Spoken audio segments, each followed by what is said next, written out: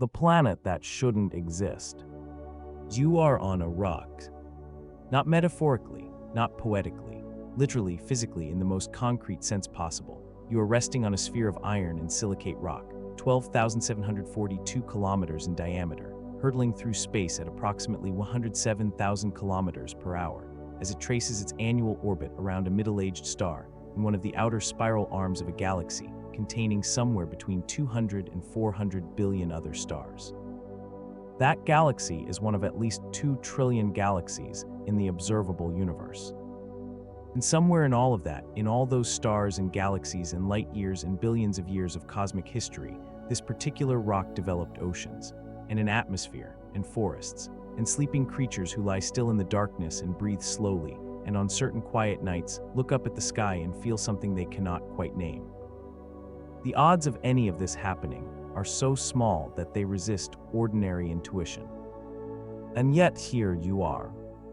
Let us begin with a number. 4.54 billion years. That is the age of the Earth, measured not by human record or ancient text, but by the decay of radioactive isotopes in the oldest rocks and minerals ever found on the planet's surface, cross-checked against the ages of meteorites formed at the same time as the solar system itself, verified by independent methods that all converge on the same answer. 4.54 billion years is a number so large that it defeats any attempt at direct visualization. If the entire history of Earth were compressed into a single calendar year, a common scientific thought experiment, then the planet forms on January 1st. The first primitive life appears sometime in February. The first complex multicellular organisms do not appear until mid-November. The first dinosaurs walk the Earth on December 13th and are gone by the 26th. And the entire recorded history of human civilization, every empire and invention and written word, from the first cities of Mesopotamia to the present moment, occupies the final 11 seconds of December 31st. Everything you have ever learned about human history, every war and discovery and work of art, 11 seconds. The Earth was here for the rest of the year, becoming what it needed to become before we arrived to notice it. Among the billions of planets now known or suspected to exist in the universe, Earth stands out. Not because it is large, it is not. Jupiter alone could contain more than 1,300 Earths, not because it orbits an unusual star. The Sun is a thoroughly ordinary G-type main sequence star, unremarkable among the hundreds of billions of stars in the Milky Way. Not because of its position in the galaxy. We sit in a relatively quiet region of one of the galaxy's spiral arms, neither dangerously close to the dense and violent galactic center, nor so far out on the periphery that the building blocks of rocky planets were unavailable. Earth stands out because of a combination, a convergence of factors, each individually not impossible, but together constituting an arrangement so precisely suited to the emergence and persistence of life that astronomers who study exoplanets, planets orbiting other stars, have begun to appreciate just how unusual the combination truly is. The first factor is distance. Earth orbits the Sun at an average distance of approximately 150 million kilometers.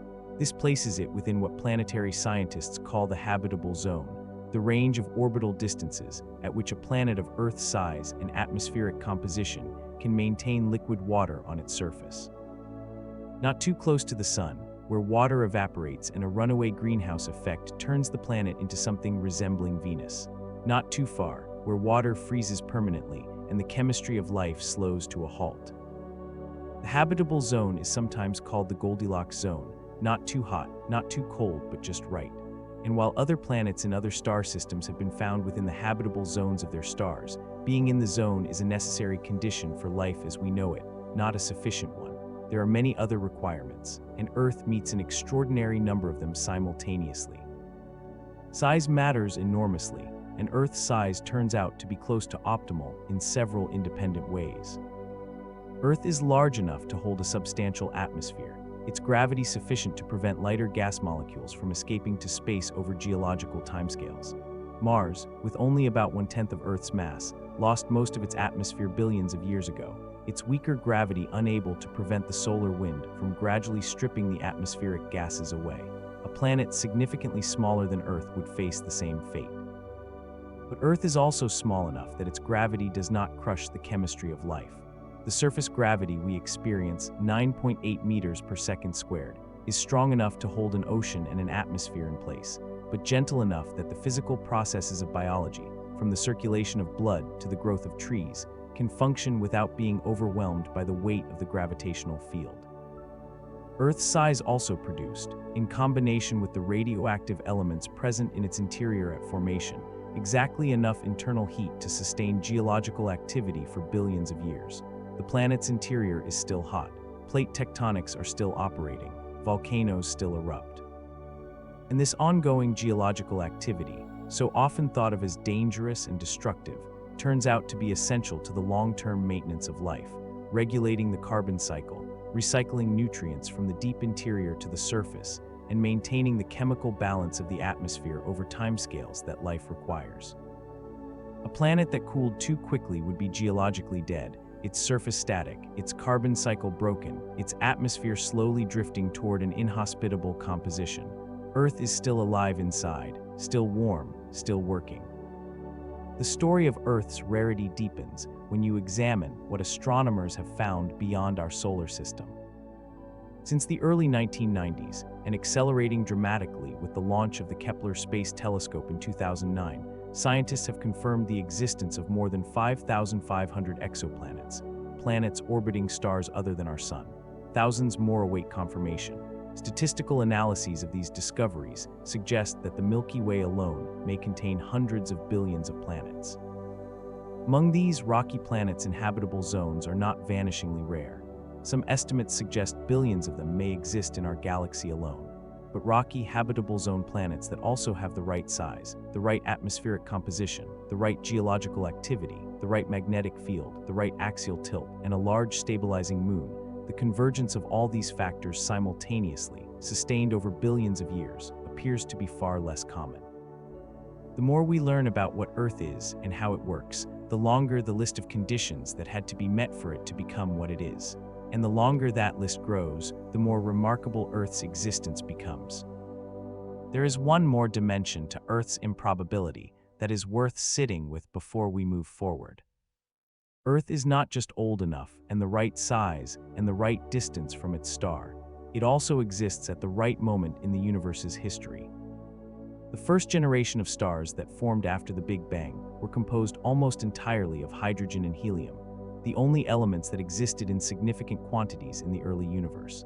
These stars lived and died without ever producing rocky planets, because rocky planets require heavier elements, carbon, oxygen, silicon, iron, that are forged in the cores of stars and released into space when those stars explode as supernovae.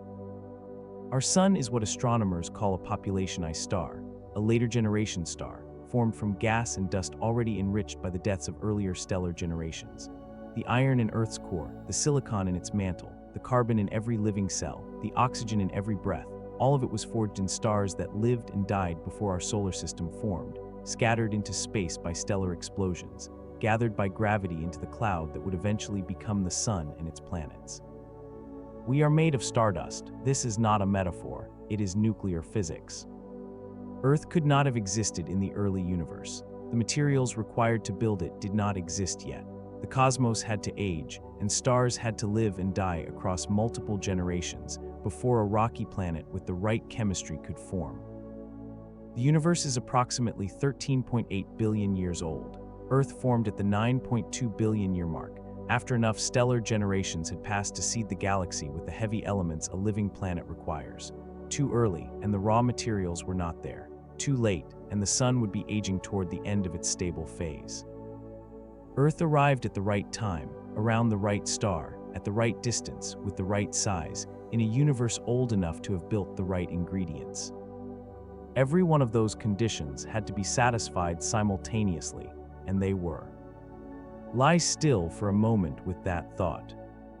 You are resting on a planet that should not exist, or more precisely, a planet whose existence required the alignment of so many independent factors that it stands as one of the most improbable arrangements of matter in the known universe. And yet it is not just improbable. It is here, it is real.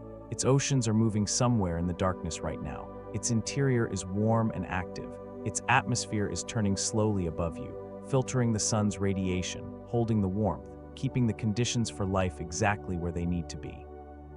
The planet that shouldn't exist has been doing all of this for 4.54 billion years. And it did not arrive this way fully formed. The Earth you rest on tonight, with its blue oceans and breathing atmosphere and teeming life, was built, violently slowly, over timescales that dwarf all of human experience. It was built in fire. Let that settle softly as you rest. The story of how this impossible planet was forged is just beginning, and it starts with one of the most violent events in the history of the solar system. Born from fire. Before there was an ocean, there was fire. Before there was a sky, there was fire. Before there was soil or rain or the first tentative chemistry that would eventually become life, before any of it, there was heat so extreme, so total, so all-encompassing that the word fire barely contains it. Not the fire of a hearth or a forest or even a volcanic eruption. Something older and more fundamental than any of those. The fire of planetary formation itself. The fire of a world being built from nothing, assembled by gravity from the scattered debris of a stellar explosion, compressed and heated and shaped by forces that operated on scales no living thing would ever directly experience. This is where Earth begins. Not with oceans and forests and breathing things, with violence, with heat, with the slow, catastrophic process of a planet pulling itself together from the chaos of the early solar system. Wind the clock back 4.6 billion years. The sun does not yet exist. Where it will eventually ignite, there is only a vast, slowly rotating cloud of gas and dust, a nebula composed mostly of hydrogen and helium left over from the Big Bang, seeded with heavier elements scattered by the deaths of earlier stars. This cloud is enormous, stretching across light years of space, and it is cold and dark and almost perfectly still. Almost. Something disturbs it, perhaps the shockwave from a nearby supernova, an exploding star whose death sends a ripple through the surrounding gas, compressing regions of the cloud slightly beyond the threshold at which gravity can take hold. Or perhaps the disturbance is simply the accumulated effect of small density variations, slowly amplified over millions of years, until one region becomes dense enough to begin collapsing under its own weight. Whatever the trigger, the collapse begins. As the cloud contracts, it spins faster, the same principle that causes a figure skater to accelerate when she pulls her arms inward. The spinning flattens the cloud into a disk, and at the center of that disk, material compresses until temperatures and pressures become extreme enough to ignite nuclear fusion. Hydrogen nuclei begin fusing into helium, releasing energy in quantities that no chemical process can approach. The sun ignites. But the disk of material surrounding the young sun does not all fall inward. It remains rotating, colliding, slowly organizing itself under the influence of gravity and angular momentum into the raw material of planets. Within this protoplanetary disk, something extraordinary begins to happen. Dust grains collide and stick together, building pebbles. Pebbles collide and build boulders. Boulders accumulate into objects kilometers across planetesimals, whose own gravity begins drawing in more material, accelerating the growth. The process is not orderly or gentle. The early solar system is a demolition derby on a planetary scale, objects colliding at tremendous speeds, some shattering, some merging, the survivors growing steadily larger. In the region of the disk that will eventually become the inner solar system, the region where Earth now orbits, this process of accretion runs for approximately 50 to 100 million years.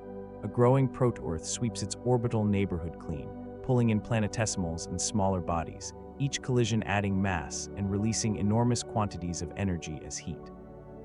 By the time proto-Earth has accumulated most of its eventual mass, its surface is not solid. It cannot be. The energy of all those impacts, the accumulated kinetic energy of billions of collisions over millions of years, has heated the growing planet to temperatures far above the melting point of rock. The surface is a global ocean of magma, kilometers deep, glowing with an intensity that would be visible from space. Proto-Earth is a molten world. Inside this magma ocean, a process of fundamental importance is underway. The materials that make up proto-Earth are not distributed uniformly. They include iron and nickel, dense metals, as well as lighter silicate rocks, and trace quantities of dozens of other elements. In the molten interior, gravity sorts these materials by density. Iron and nickel, being heavier than the surrounding silicate melt, sink toward the center of the planet. Lighter silicate material rises toward the surface. This process is called differentiation, and it is one of the defining events of Earth's early history. Over tens of millions of years, the sinking iron forms a dense metallic core at the planet's center, the same core whose outer liquid layer will eventually generate Earth's magnetic field and whose inner solid sphere, under pressures so extreme that iron becomes solid despite temperatures exceeding 5,000 degrees Celsius, persists to this day. The differentiation of Earth's interior released additional energy, gravitational potential energy, converted to heat as dense material sank, keeping the young planet molten for longer than the accretion impacts alone would have managed. Earth was building itself from the inside out, sorting its materials into layers that would define its structure for billions of years. And then came the impact that changed everything. Approximately 4.5 billion years ago, perhaps 50 to 100 million years after Earth's formation began, a planetary body roughly the size of Mars was on a collision course with Proto-Earth. Scientists call this body Theia. It was not a small asteroid or a minor planetesimal. It was a fully differentiated planet, with its own iron core and silicate mantle, carrying the accumulated mass of its own millions of years of growth. Collision was not a head-on impact. Current models suggest it was oblique, a glancing blow, but at the scales and speeds involved, the distinction between oblique and direct is largely academic in terms of the energy released. The impact vaporized significant portions of both bodies. Theia's iron core merged with Proto-Earth's core. The outer silicate layers of both worlds were partially disrupted, with enormous quantities of molten and vaporized rock blasted into orbit around the merged body. From that orbiting debris, that ring of vaporized and molten rock encircling the battered, remelted Earth, the Moon would form within decades to centuries, as we explored in our companion documentary about Earth's silent guardian. But the impact did something else, something whose consequences extended far beyond the formation of the Moon. It reset Earth. The merged body, the Proto-Earth plus Theia system, was hotter, faster spinning, and more thoroughly molten than Proto-Earth had been before the impact. The entire planet was essentially remelted, its differentiation partly disrupted and then restarted. The axial tilt that Earth carries today, that 23.5-degree lean that gives us our seasons, is thought to be a direct legacy of the angle and momentum of the Theia impact. The world that emerged from that collision was, in the most literal sense, a new planet. The Earth we inhabit was born in that moment of catastrophic violence, not the original Proto-Earth, but something remade, reshaped, set on a new trajectory by the most energetic event in its history. The period that followed the Theia impact is called the Hadean Aeon, named, appropriately, for Hades, the ancient Greek underworld.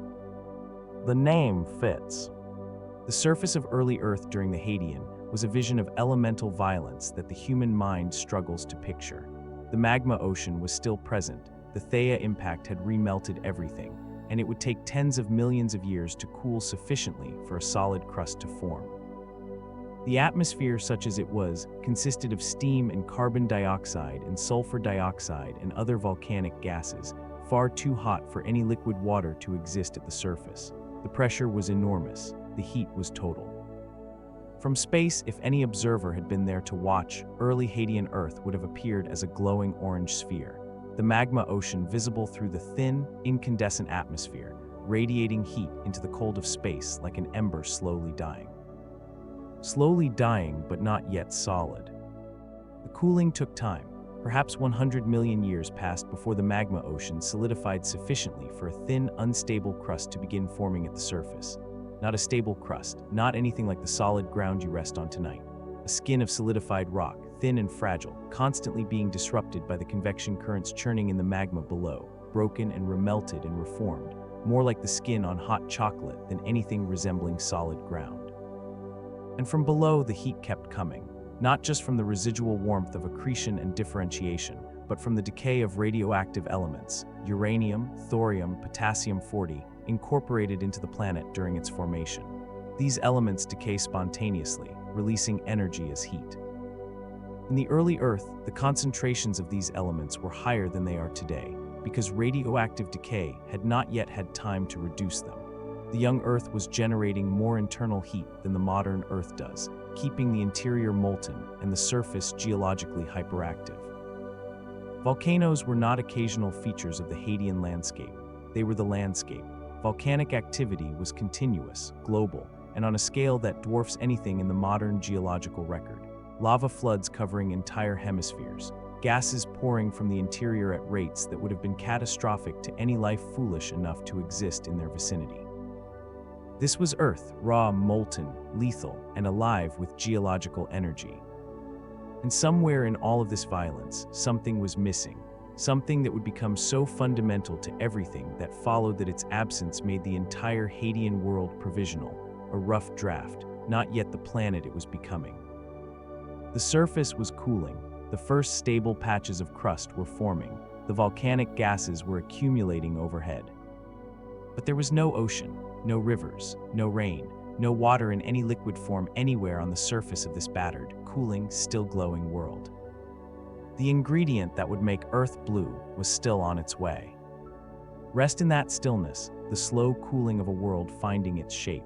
The fire is beginning to fade, and something extraordinary is about to arrive from the darkness of space. The arrival of oceans. Imagine the surface of early Earth, sometime around 4.4 billion years ago. The worst of the violence is beginning to subside. The magma ocean that covered the entire planet in the immediate aftermath of the Theia impact has largely solidified, not into the stable, familiar continents and ocean floors of the modern world, but into a thin, dark, basaltic crust, still warm to the touch, still fractured and disrupted in places by the volcanic activity churning beneath it. The sky overhead is thick and opaque, a dense blanket of carbon dioxide, nitrogen, sulfur dioxide, and water vapor, trapping heat, holding pressure, turning the atmosphere into something closer to a pressure cooker than anything a living thing could breathe. The temperature at the surface is still high, not magma ocean high, not the thousands of degrees of the Hadean peak, but high enough that water, if it existed at the surface, could not remain liquid. It would flash immediately to steam, rising into the thick atmosphere, joining the enormous quantities of water vapor already suspended in the clouds above. And water vapor, in enormous quantities, is exactly what fills that early sky. The oceans are not gone, they have not yet arrived. They are waiting, suspended overhead in a sky so thick with moisture that the planet is wrapped in a permanent, planet-wide storm system, unlike anything in the modern world. The rain is coming. It will take millions of years, but it is coming. Before we follow that rain down to the surface, there is a question that deserves careful attention. Where did Earth's water come from in the first place? This seems like it should have a simple answer, but it is, in fact, one of the most actively debated questions in planetary science, a mystery that has occupied generations of researchers and still does not have a fully settled resolution. The difficulty begins with a basic fact about the early solar system. When the sun ignited, it released an enormous outflow of radiation and particles, the early solar wind, that swept through the inner solar system with a ferocity far exceeding anything the modern solar wind produces. This intense radiation heated the region of the disk close to the sun to temperatures high enough to drive off volatile compounds, including water. The rocky material in the inner solar system, from which Earth was built, should therefore have been largely dry. The water ice line, the distance from the sun beyond which water ice could survive in the protoplanetary disk, lay somewhere in the asteroid belt, well beyond Earth's current orbital position. In other words, Earth formed in a region of the solar system where water should not have been abundant. And yet Earth has water, enormous quantities of it. The oceans alone contain approximately 1.335 billion cubic kilometers of liquid water. There is additional water bound in minerals in the mantle, in ice at the poles, in groundwater beneath the surface, in the atmosphere. Where did it all come from? Two primary candidates have dominated the debate for decades. The first is comets. Comets are icy bodies formed in the cold outer reaches of the solar system, where water ice was plentiful in the early protoplanetary disk. They are, in a sense, frozen relics of the solar system's formation, dirty snowballs of ice and dust and organic molecules that spend most of their existence in the distant cold of the Kuiper Belt or the Oort cloud, only occasionally being perturbed into orbits that send them falling toward the inner solar system. During a period called the Late Heavy Bombardment, a particularly intense episode of impacts that occurred roughly 3.9 billion years ago, possibly triggered by gravitational reshuffling among the giant outer planets.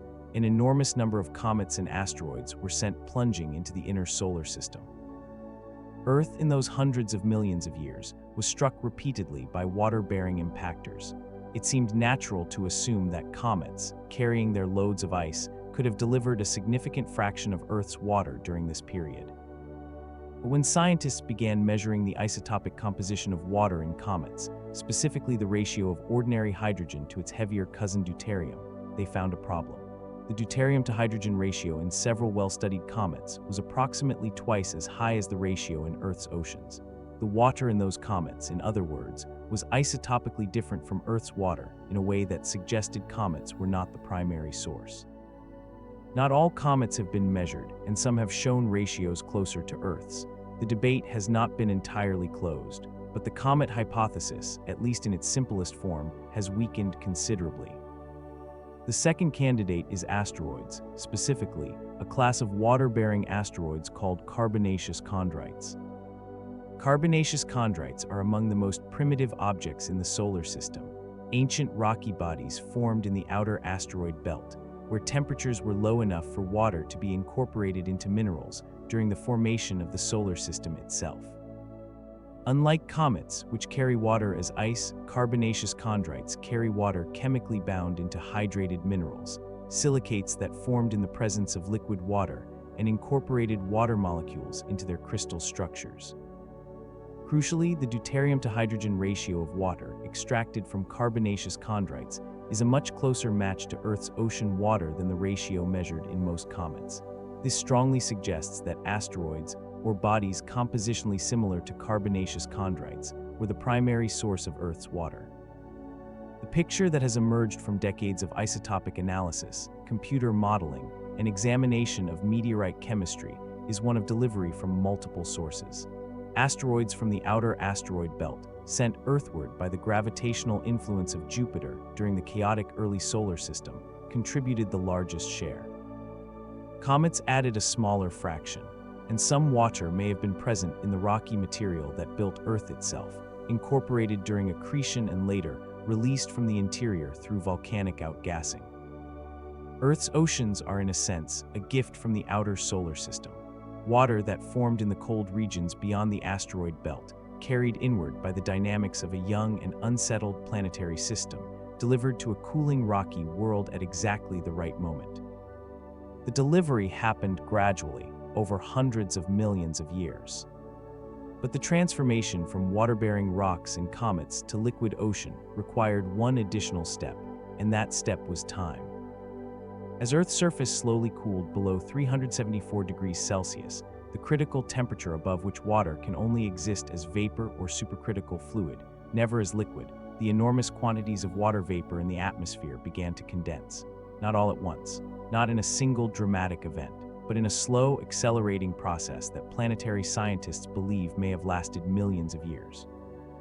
Rain fell. Not the gentle rain of a spring afternoon, not even the heavy rain of a tropical storm, something more fundamental and more persistent than either, a planetary-scale rainfall that geologists sometimes call the Great Rain, driven by the condensation of billions of years' worth of accumulated atmospheric water vapor as the surface temperature finally dropped below the threshold at which liquid water could persist. The rain fell on still warm rock. It pooled in the lowest points of the landscape, the basins and depressions of the young basaltic crust. It flowed from higher ground to lower, cutting the first primitive channels in the surface. It evaporated from sunlit surfaces and rose back into the atmosphere and fell again, and each cycle left more liquid water behind than it took away. Slowly, over millions of years, the basins filled. The first oceans were born. They were not blue, those first oceans, not in the way we picture the ocean today. The early atmosphere was still thick with carbon dioxide and other gases, and the sun's light filtering through, it had a quality different from the clear sky we know. The water itself may have had a slight greenish or yellowish tinge in some regions, rich in dissolved minerals from the still warm rocks it had flowed over and pooled against. The waves were different, smaller perhaps in some regions, enormous in others, driven by weather patterns unlike anything in the modern world. and amplified by a moon that was dramatically closer than it is today, generating tidal forces hundreds of times stronger than the tides we experience now. But the water was there, liquid, moving, real. And it was deep, remarkably deep. Evidence from ancient zircon crystals, microscopic mineral grains found in Australia that are among the oldest surviving solid materials on Earth, dating back nearly 4.4 billion years, suggests that liquid water was present on Earth's surface extraordinarily early, perhaps within 150 million years of the planet's formation. The oceans did not take a billion years to form. They arrived, in geological terms, almost as soon as conditions permitted. The arrival of liquid water transformed everything. Water is not simply a solvent or a medium for life. It is one of the most chemically unusual substances in the universe, a molecule whose properties deviate from what simple physics would predict in ways that turn out to be essential for biology. It expands when it freezes, so that ice floats rather than sinking, a property that ensures that even in the coldest conditions, liquid water persists beneath an insulating layer of ice rather than freezing solid from the bottom up. It has an extraordinarily high heat capacity, absorbing and releasing heat slowly, moderating temperature swings. It is a nearly universal solvent, dissolving more substances than almost any other liquid and providing a medium in which the molecules of life can meet, react, and recombine. The oceans were not just a feature of early Earth. They were a laboratory, the largest, most complex, most chemically productive laboratory in the history of the planet, where the molecules delivered by asteroids and comets, dissolved in water and concentrated by tides and evaporation and the heat of volcanic vents, began to interact in ways that had never occurred before anywhere in the solar system. Something was beginning in that water. Something that would, over hundreds of millions of years, change the chemistry of the atmosphere, the surface of the land, the composition of the rocks, and eventually the entire character of the planet. But it had not happened yet. The oceans were full, and the chemistry was rich, and the stage was set. And still, life had not appeared. Let the sound of those first ancient waves carry you gently into stillness. The oceans are here, vast and dark and full of possibility, and in our next passage, we will follow the thread of what happened next in those warm, chemical waters. The impossible beginning of life. The ocean is full. Dark and deep and mineral-rich, moving under a sky still thick with carbon dioxide, stirred by tides driven by a moon closer than it will ever be again, warmed in places by volcanic heat rising from below and cooled in others by the young sun, whose light filters through an atmosphere that contains no oxygen, no ozone, nothing that a modern human being could breathe. There is no life here yet. No cell, no molecule capable of copying itself. No chemistry organized enough to be called biological. Just water and dissolved minerals, and the complex organic compounds delivered by asteroids and comets, and synthesized by lightning and ultraviolet radiation in the thick atmosphere above, amino acids, sugars, nitrogen-bearing molecules, the raw alphabetic letters of a language that has not yet learned to speak. The ocean in this moment is a library of unbound pages. Something is about to begin reading them. The origin of life is the most profound unsolved mystery in science. Not because we lack hypotheses. There are many detailed, sophisticated, experimentally tested hypotheses that have advanced enormously in the past century of research. But because the transition from chemistry to biology, from a collection of reacting molecules to a self-replicating, evolving system that deserves the name life, is a threshold so fundamental, so unlike anything else in the physical world, that crossing it even conceptually requires stepping into territory where the boundary between chemistry and philosophy becomes genuinely blurry. What is life precisely? Most biologists would agree on a working definition involving several properties: metabolism, the ability to harness energy from the environment; reproduction, the ability to make copies of oneself; and evolution, the ability to change across generations through variation and selection. A living thing does all three. A chemical system that does all three is, by most definitions, alive. The question is how you get from a mixture of organic molecules in a warm, mineral-rich ocean to a system that does all three. The honest answer is that we do not fully know. But we know more than we once did, and what we know is genuinely extraordinary. The story begins, most likely, not in the open ocean, but somewhere at its edges or its depths. For much of the 20th century, the dominant hypothesis about where life originated centered on what the biologist J.B.S. Haldane and the chemist Alexander Oparin independently proposed in the 1920s, the idea of a primordial soup, a shallow, warm body of water, rich in organic compounds, energized by lightning and ultraviolet radiation, in which the molecules of life gradually assembled themselves through random chemical reactions over millions of years.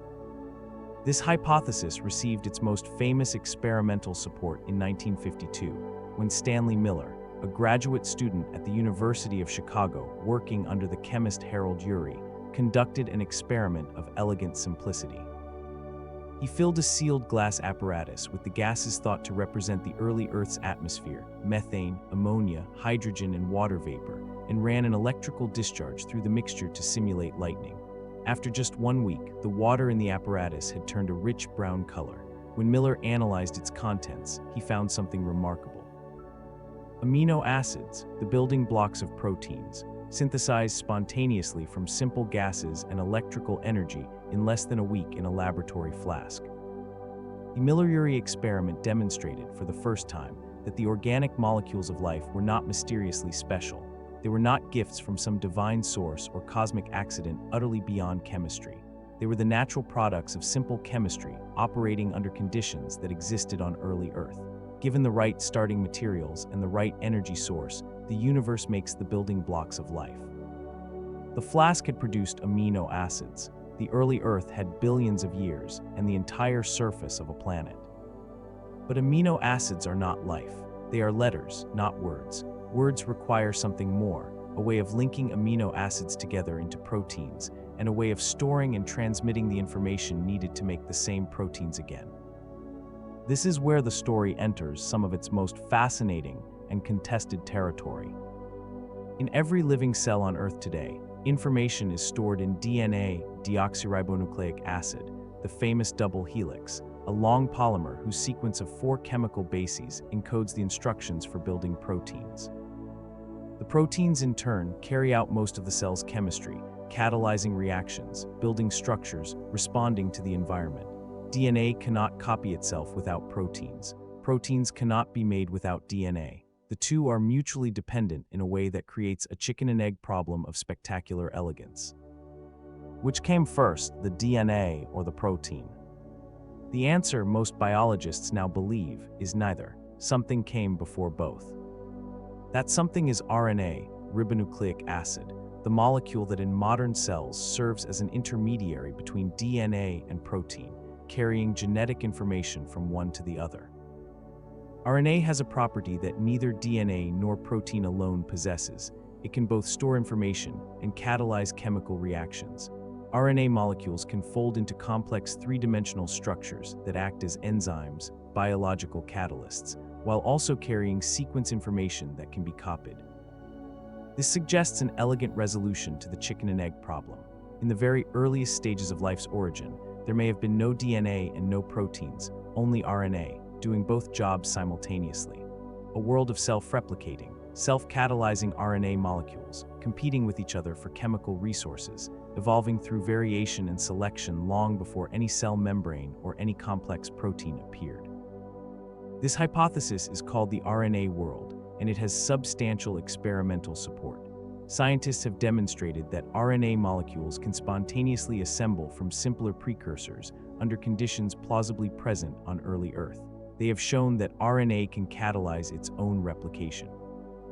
They have found that the core machinery of the ribosome, the cellular apparatus that makes all proteins in all living things, is fundamentally built of RNA, suggesting that RNA was doing this job long before proteins took over much of the enzymatic work. The RNA world is not proven, but it is currently the most coherent framework we have for thinking about how self-replication might have arisen from chemistry. Where did all this chemistry happen? The shallow, warm ponds of the primordial soup hypothesis remain one possibility, but in recent decades, a rival location has attracted enormous scientific attention, one discovered not by biologists theorizing about life's origins, but by oceanographers exploring the modern deep sea. In 1977, a a research submarine exploring the Galapagos Rift on the floor of the Pacific Ocean, made one of the most unexpected discoveries in the history of biology. In the complete absence of sunlight, at depths where no photosynthesis could occur, the submarine's cameras revealed a thriving ecosystem. Tube worms meters long, giant clams, shrimp, fish, all clustered around cracks in the ocean floor from which superheated, mineral-rich water was flowing. These were hydrothermal vents, places where seawater percolates down through cracks in the oceanic crust, is heated by magma, and returns to the ocean carrying dissolved minerals from the rocks. The discovery was astonishing because it demonstrated that life could exist entirely independently of sunlight. The organisms around hydrothermal vents were ultimately powered not by the sun, but by the chemical energy of the mineral-laden water, a form of energy metabolism called chemosynthesis. If life can thrive at hydrothermal vents today, could life have originated at them 4 billion years ago? A specific type of vent, called an alkaline hydrothermal vent, has become particularly compelling in this context.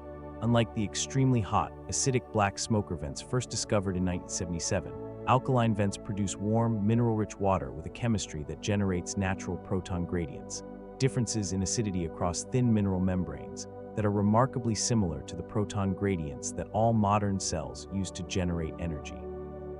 The chemistry of alkaline vents may have provided, for free, the energy-generating mechanism that life later encoded into its most fundamental biochemistry. The first cells may not have needed to invent their energy metabolism. They may have inherited it directly from the chemistry of the rocks around them.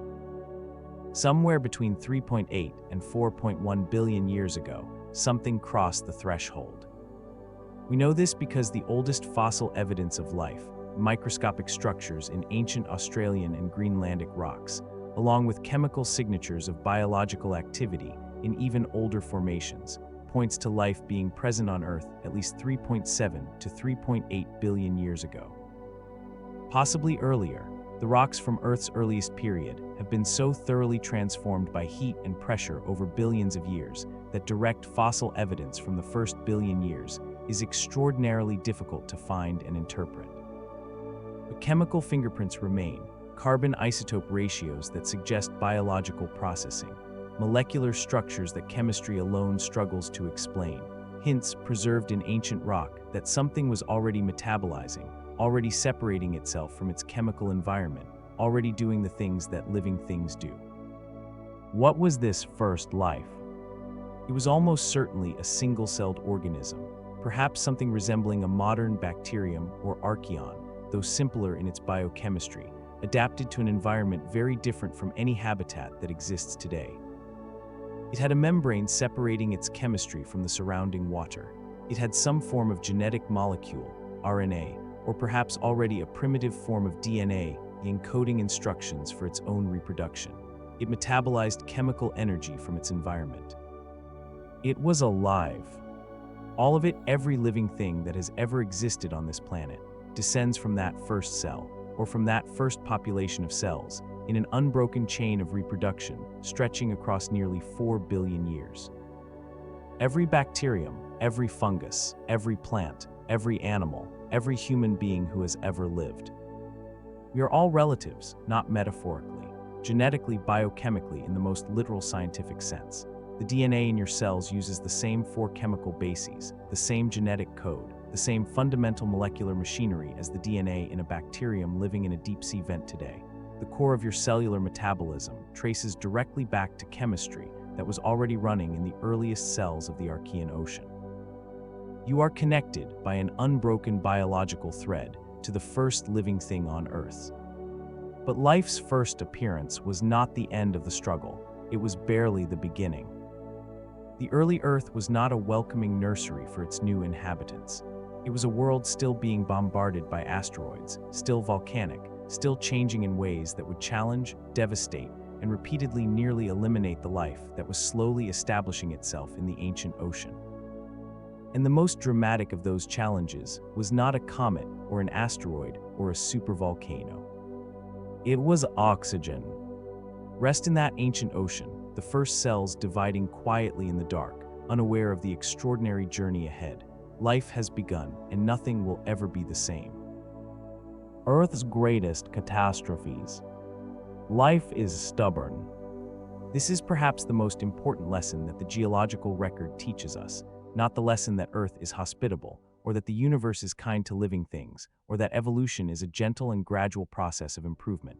The lesson is simpler and more profound than any of those. Life, once it appeared in the ancient ocean of early Earth, refused to stop. It was nearly eliminated, multiple times, by disasters of a scale and violence that stretched the imagination to its limits. And every time it came back. Not the same life, not the same species, or the same ecosystems, or the same balance of organisms that had existed before the catastrophe. But life, the thread, the chain, the unbroken continuity of reproduction that began in the Archean Ocean 4 billion years ago, survived, battered and reduced and fundamentally altered, but alive. This is the story of the worst things that ever happened to Earth. Begin, paradoxically, with oxygen. It is the very element you are breathing right now, the molecule your cells require to produce energy, the component of the atmosphere so essential to animal life that its absence kills within minutes.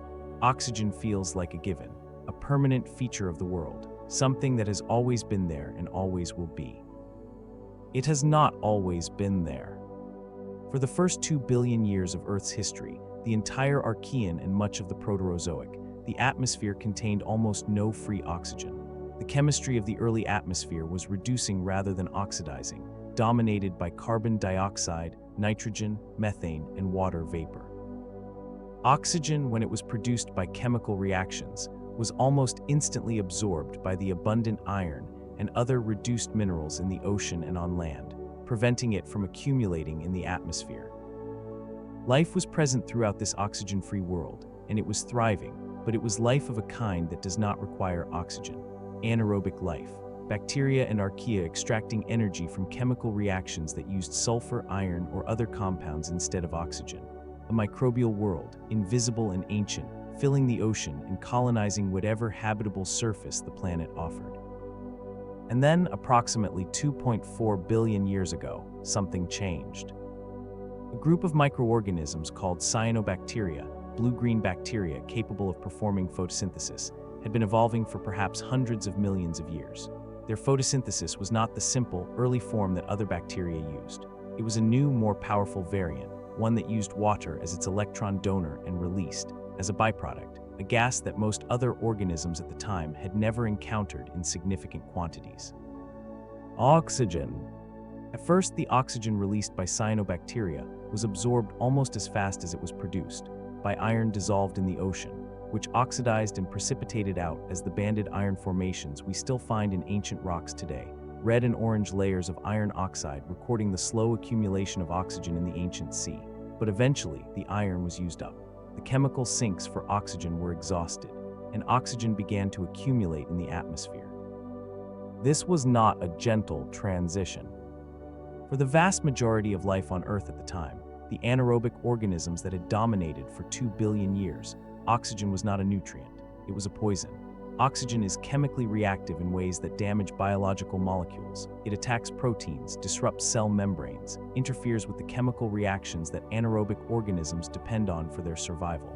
The accumulation of oxygen in the atmosphere was, for most of the life then existing on Earth, a catastrophe. Scientists call it the Great Oxidation Event. It was, from the perspective of the anaerobic life that had dominated the planet, the first mass extinction, the greatest environmental disaster in the history of life, caused not by an asteroid or a volcano or a change in climate, but by the metabolic byproduct of a single group of successful microorganisms. The cyanobacteria did not intend to poison the world, they simply photosynthesized.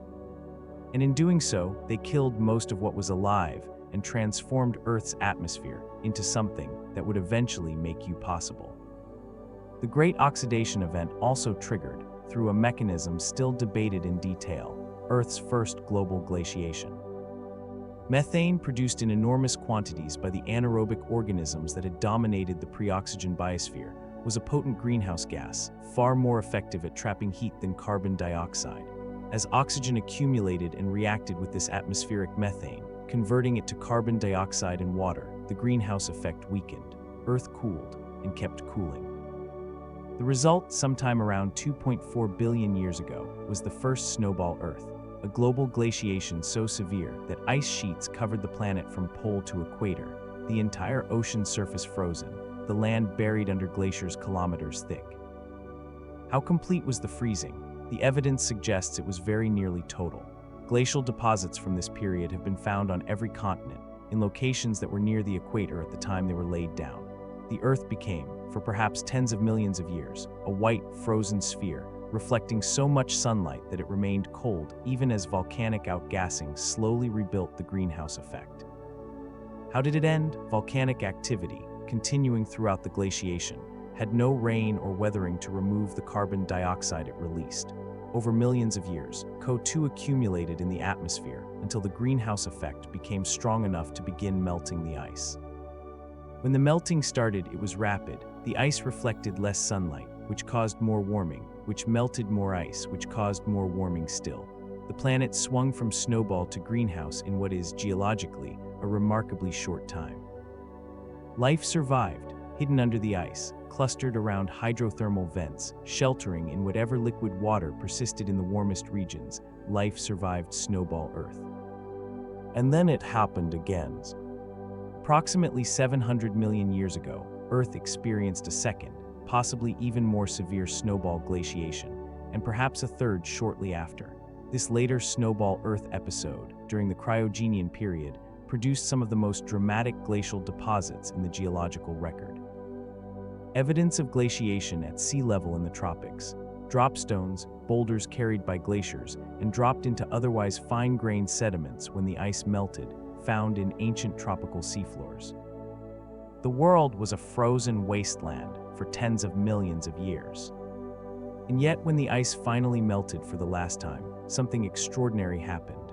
The Cryogenian glaciations were followed, almost immediately in geological terms, by an explosion of biological complexity without precedent in Earth's previous history. The Cambrian explosion. Beginning approximately 541 million years ago, the fossil record transforms abruptly from a world of microbial mats and simple soft-bodied organisms to a world of extraordinary animal diversity. Creatures with eyes and legs and shells and claws, predators and prey in complex ecological relationships, body plans that represent virtually every major animal group alive today, all appearing within a geologically brief window of perhaps 25 million years. Why the explosion followed the glaciations is not entirely understood. Perhaps the melting ice delivered an enormous pulse of nutrients to the ocean. Perhaps the ecological emptiness left by extinction opened opportunities for rapid diversification. Perhaps the stress of the glaciations itself drove evolutionary innovation. Whatever the cause, life emerged from the snowball Earth episodes not diminished, but transformed, more complex, more diverse, more capable of filling the world with variety than anything that had come before. But Earth was not finished testing its inhabitants. The history of complex animal life, from the Cambrian to the present, is punctuated by 5 major mass extinctions, events in which a significant fraction of all species on Earth were eliminated in a geologically brief interval. The most severe of these occurred approximately 252 million years ago, at the boundary between the Permian and Triassic periods. The Permian-Triassic extinction, sometimes called the Great Dying, is the closest life on Earth has come to complete elimination. The best current estimates suggest that approximately 96% of all marine species and 70% of terrestrial vertebrate species were lost. Some estimates suggest that as many as 57% of all biological families and 83% of all genera were wiped out. Nearly everything died. The cause was not a single dramatic asteroid impact, but a slower, more prolonged catastrophe, the eruption of the Siberian Traps, one of the largest volcanic events in Earth's history. Over perhaps a million years, an enormous volume of basaltic lava erupted across what is now Siberia, releasing vast quantities of carbon dioxide and sulfur dioxide into the atmosphere. Global temperatures rose dramatically. The oceans acidified and lost their oxygen. The chemistry of the atmosphere and ocean shifted to conditions that most life simply could not survive. It was the closest Earth has come to becoming a dead planet. It did not become a dead planet. Life reduced to perhaps 4% of its marine species, a fraction of its terrestrial vertebrates. The survivors, huddled in whatever refugia the catastrophe had spared, began to rebuild. The recovery was slow by human standards, perhaps 5 to 10 million years before ecosystems reached anything approaching their pre-extinction complexity. But it came. And the world that emerged from the Permian-Triassic extinction was one whose empty ecological niches would eventually be filled by a group of creatures that had never before dominated the planet. The dinosaurs. You know what happened to them. 66 million years ago, an asteroid approximately 10 to 15 kilometers in diameter struck what is now the Yucatan Peninsula of Mexico at a speed of approximately 20 kilometers per second. The impact released energy equivalent to billions of nuclear weapons simultaneously. The immediate effects, the fireball, the shockwave, the global wildfire ignited by ejecta re-entering the atmosphere, were catastrophic, but the longer-term effects were worse. Dust and soot and sulfur compounds thrown into the stratosphere blocked sunlight for months to years. Photosynthesis collapsed. The food chains built on photosynthesis, which is to say, almost all food chains, unraveled from the bottom up. Approximately 75% of all species on Earth went extinct, including all non-avian dinosaurs.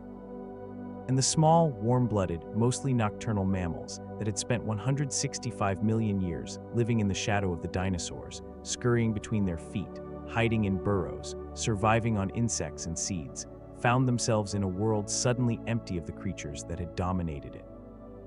They stepped into that emptiness. And one lineage of those mammals, over the next 66 million years of evolution, would eventually develop the intelligence to sit quietly in the dark and contemplate the disasters that had made them possible. Rest in that deep time, the catastrophes came, each one more terrible than anything human history has known, and each time from the wreckage, something new and extraordinary emerged. Life was not stopped, it was transformed. The hidden world beneath your feet. Put your hand flat against the floor. Feel the solidity of it, the cool, unyielding permanence of something that has been there far longer than you have, something that supports you without effort, without acknowledgement, without any awareness of your presence. The ground beneath you feels like the most basic, most stable, most fundamentally reliable thing in the world. It is, in the most immediate physical sense, the foundation of everything. And it is, in the most accurate scientific sense, an extraordinarily thin shell floating on a churning ocean of semi-molten rock. The ground beneath your hand, the solid, reliable, permanent-feeling surface of the Earth, is part of a layer of rock called the crust, and it is, relative to the total size of the planet, almost vanishingly thin. The continental crust on which most land animals live averages approximately 35 kilometers thick. The oceanic crust, beneath the ocean floors, averages only about 7 kilometers. The Earth itself has a radius of 6,371 kilometers. The crust is, proportionally, thinner than the skin of an apple. Everything you have ever touched, every mountain ever climbed, every ocean ever crossed, every cave ever explored, all of it exists in this thin, fragile shell. And beneath it, hidden from direct human observation, lies a world that is in many ways more alien and more dynamic than anything on the surface. The layer directly beneath the crust is called the mantle. It extends from the base of the crust down to a depth of approximately 2,900 kilometers, nearly halfway to Earth's center. It makes up roughly 84% of Earth's total volume, and it contains more rock than any other layer of the planet by a considerable margin. The mantle is solid. This surprises many people, who imagine the interior of the Earth as a simple ball of liquid magma waiting to erupt. The mantle rock, composed primarily of silicate minerals rich in iron and magnesium, is solid in the conventional sense that it does not flow freely or splash or behave like a liquid on human timescales. But on geological timescales of millions and hundreds of millions of years, the mantle behaves more like an extraordinarily viscous fluid. The rocks of the mantle, under enormous pressure and temperature, can flow, not quickly, not in any way that any living thing would ever perceive from moment to moment. The flow rates in the mantle are measured in centimeters per year, comparable to the growth rate of a fingernail. But they are real, and they are continuous, and they are the engine that drives almost everything that happens on the surface of the Earth. The mantle flows because it is hot. The temperature at the base of the crust is already several hundred degrees Celsius. At the boundary between the mantle and the core, nearly 2,900 kilometers below your feet, temperatures reach approximately 3,700 degrees Celsius. This enormous temperature difference between the hot base and the cooler top drives convection, the same process that makes hot air rise and cool air sink, playing out in slow motion in rock rather than in air. Hot mantle rock rises, cool mantle rock sinks. The circulation is slow, vast, and powerful enough to move continents. Below the mantle lies the core, the innermost part of the Earth, the destination that all that sinking iron reached during the differentiation of the early planet that we discussed in our second section. The core is divided into two distinct regions. The outer core, extending from approximately 2,900 kilometers to 5,150 kilometers below the surface, is liquid. It is composed primarily of iron and nickel, with smaller quantities of lighter elements, sulfur, oxygen, silicon, that lower the melting point below what the temperature and pressure at those depths would otherwise require to keep iron solid. The result is a shell of liquid metal surrounding the innermost part of the planet.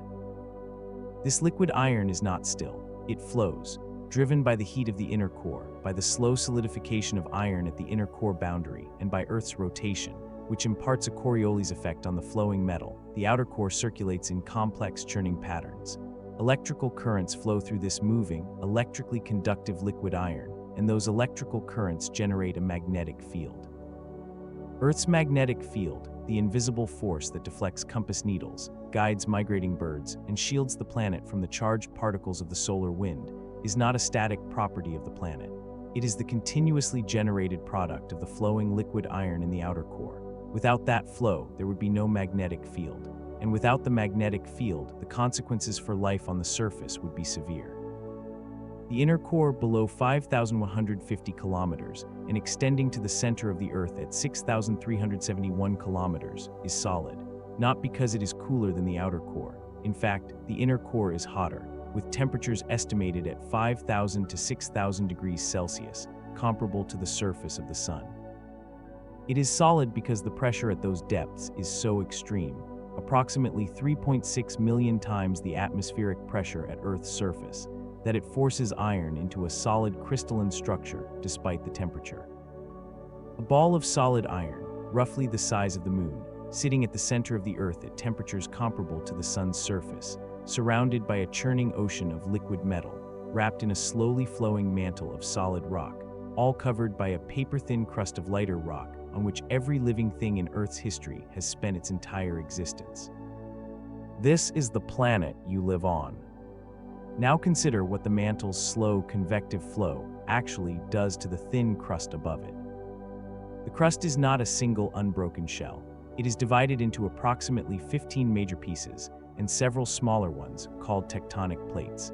These plates, some carrying continents and some forming ocean floors, float on the slowly moving mantle below, carried by the convection currents like objects on the surface of a very slow, very thick river.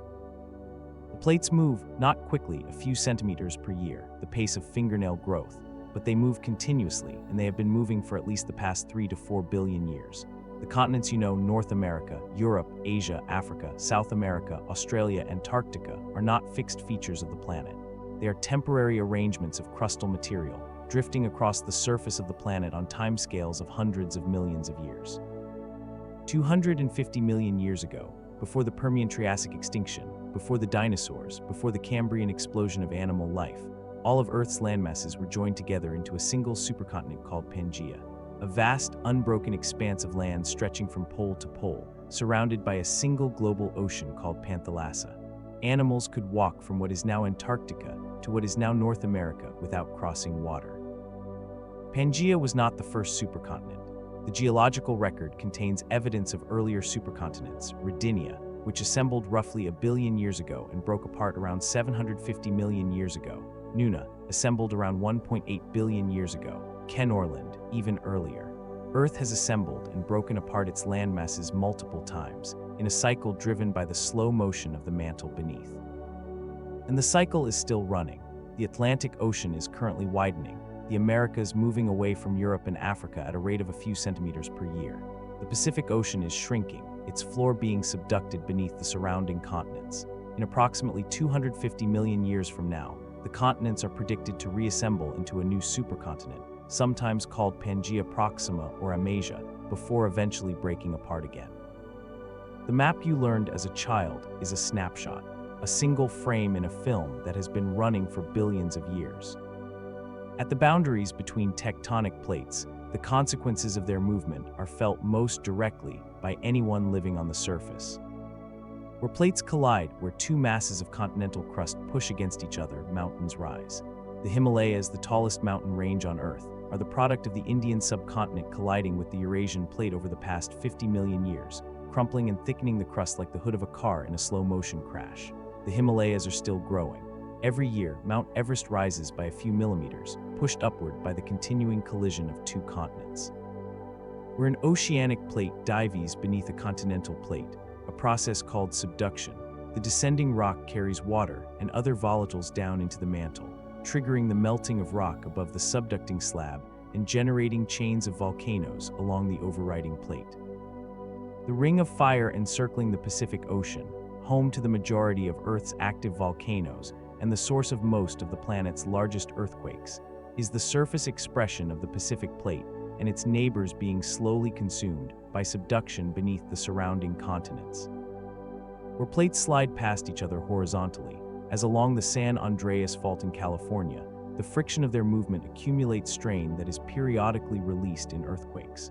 The ground shakes not because of anything happening at the surface, but because rocks kilometers underground have been storing elastic energy for decades or centuries and have finally slipped, releasing that energy in seconds. The surface of the Earth is not merely sitting on top of a geological machine. It is part of the machine, cracking and buckling and melting and rebuilding in a continuous process driven by the heat of the interior, a process without which the climate, the chemistry of the oceans, and the long-term habitability of the surface could not be maintained.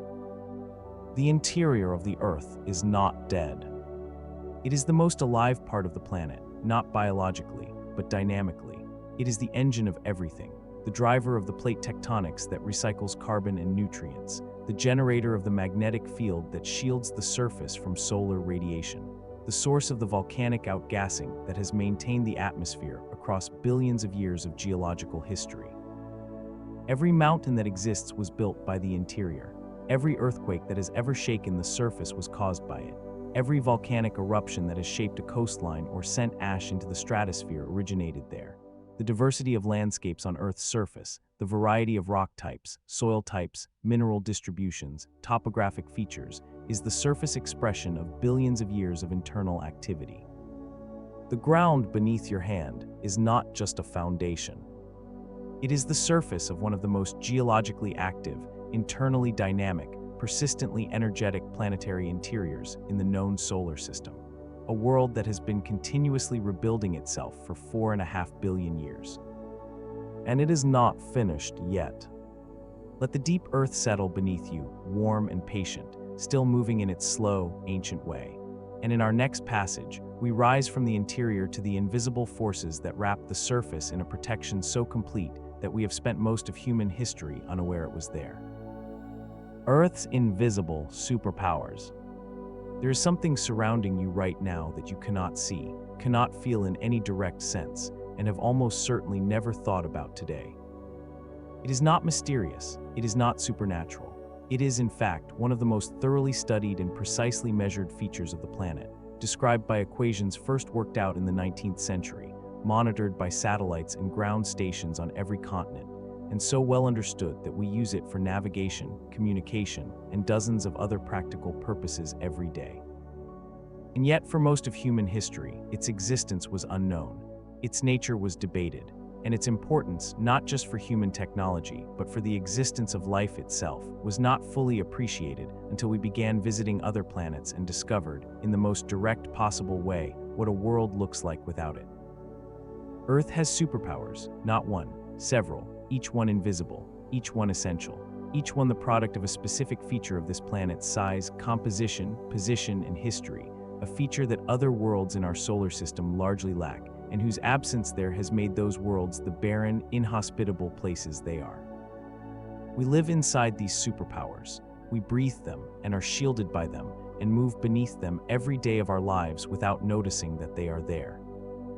Tonight, let us notice the first and most immediately essential of Earth's invisible superpowers is its atmosphere. The atmosphere is not a single thing. It is a layered structure, each layer distinct in temperature, composition, and the role it plays in making the surface habitable. Its total mass is approximately 5.15 times 10 to the 18th power kilograms, a number so large as to be essentially unimaginable in any direct way, but which represents, relative to the mass of the Earth itself, a tiny fraction.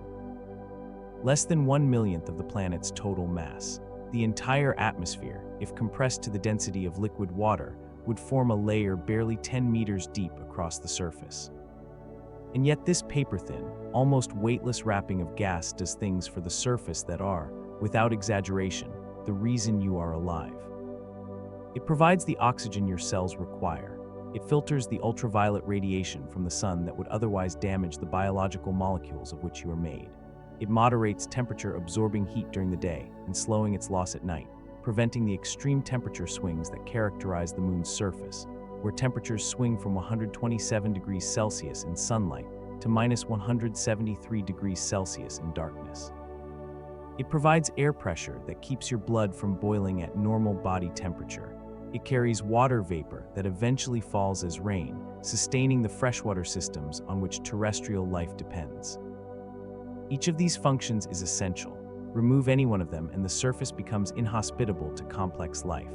Remove all of them and you have Mars, a planet that once had a thicker atmosphere and was a warmer, wetter place, but lost its atmospheric protection as its interior cooled and its magnetic field weakened, leaving the surface exposed to solar radiation and the atmosphere vulnerable to gradual erosion by the solar wind. Which brings us, naturally, to the second of Earth's invisible superpowers, the magnetic field.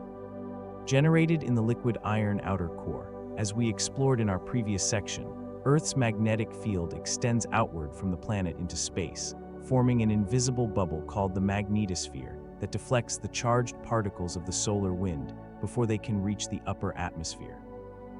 The solar wind is not gentle. It is a continuous stream of charged particles, protons, electrons, and heavier ions, flowing outward from the sun at speeds of hundreds of kilometers per second, carrying with it the sun's magnetic field and buffeting everything in the inner solar system. The planets closest to the sun receive the brunt of it. Without a magnetic field, the solar wind would interact directly with Earth's upper atmosphere, gradually stripping away atmospheric gases, a process called atmospheric sputtering. This is, as far as scientists can determine, precisely what happened to Mars. Mars once had a global magnetic field, but as its smaller interior cooled and the liquid iron flow in its core ceased, the dynamo generating the field switched off. The solar wind then began eroding the Martian atmosphere over hundreds of millions of years, thinning it from what may have been a reasonably substantial protective blanket to the current wisp, less than 1% of Earth's atmospheric pressure, that exists today. Without its magnetic field, Mars lost its atmosphere. Without its atmosphere, it lost its liquid water. Without its liquid water, it became the cold, dry, radiation-scoured desert world that our rovers and landers explore today. Earth kept its magnetic field because Earth kept its liquid outer core, because Earth is large enough to have retained the internal heat that keeps the iron flowing, which keeps the dynamo running, which keeps the field in place, which keeps the atmosphere intact, which keeps the surface habitable. Every link in that chain matters. Remove any one of them, and the outcome changes dramatically. The magnetic field does something else that deserves its own moment of attention, because it is one of the most beautiful natural phenomena on the surface of the planet. At the poles in the Arctic and Antarctic regions, the magnetic field lines converge and dip toward the surface, funneling some of the charged particles of the solar wind downward into the upper atmosphere, rather than deflecting them away entirely. When these particles collide with atoms and molecules of oxygen and nitrogen in the upper atmosphere, they excite those atoms, boosting their electrons to higher energy states. When the electrons return to their ground state, they release the excess energy as light. The aurora. Green, red, blue, purple, the specific colors determined by which atoms are excited and at what altitude. Oxygen at high altitudes producing red, oxygen at lower altitudes producing the more common green, nitrogen contributing blue and purple. The lights ripple and dance and shift across the polar sky in forms that have inspired wonder and mythology and art across every culture that has lived beneath them. The aurora is not decoration. It is the visible edge of the magnetosphere's work, the luminous residue of the interaction between the sun's energy and Earth's protective field. It is, in a sense, the sound of the shield. The third invisible superpower is one whose consequences shape almost every aspect of the light you experience on Earth, and whose absence on other worlds gives those worlds their stark and alienating quality. The atmosphere scatters light. Specifically, it scatters different wavelengths of light by different amounts. Short wavelengths, the blue end of the visible spectrum, are scattered much more efficiently than long wavelengths, the red end. This phenomenon, called Rayleigh scattering after the physicist who first explained it mathematically, has an effect that you experience every time you step outside in daylight. The sky is blue because blue light from the sun is scattered in all directions by the molecules of the atmosphere, filling the entire sky with diffuse blue illumination. Look in any direction, straight up, toward the horizon, anywhere except directly at the sun, and you see blue, because scattered blue light is arriving from every part of the sky simultaneously. At sunrise and sunset, when sunlight must travel through a much longer path of atmosphere to reach you, the blue wavelengths are scattered away entirely before the light arrives. Only the longer red and orange wavelengths survive the longer journey.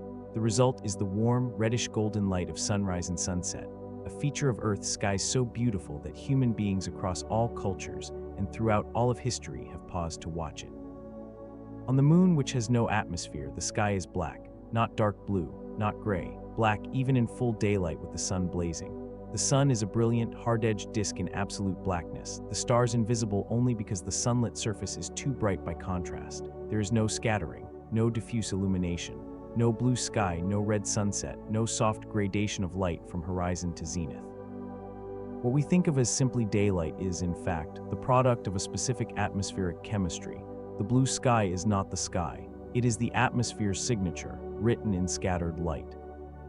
The fourth invisible superpower operates above the level where weather occurs, in a region called the stratosphere beginning roughly 12 kilometers above the surface and extending to about 50 kilometers. Here, a molecule made of 3 oxygen atoms, ozone, O3, exists in concentrations vastly higher than anywhere else in the atmosphere. This ozone layer, thin as it is when measured in terms of actual gas density, absorbs the majority of the sun's ultraviolet radiation, specifically the shorter wavelengths known as UVB and UVC, which are energetic enough to damage DNA and proteins directly. Without the ozone layer, the sun's ultraviolet radiation would reach the surface at intensities that would make the evolution of complex surface life essentially impossible.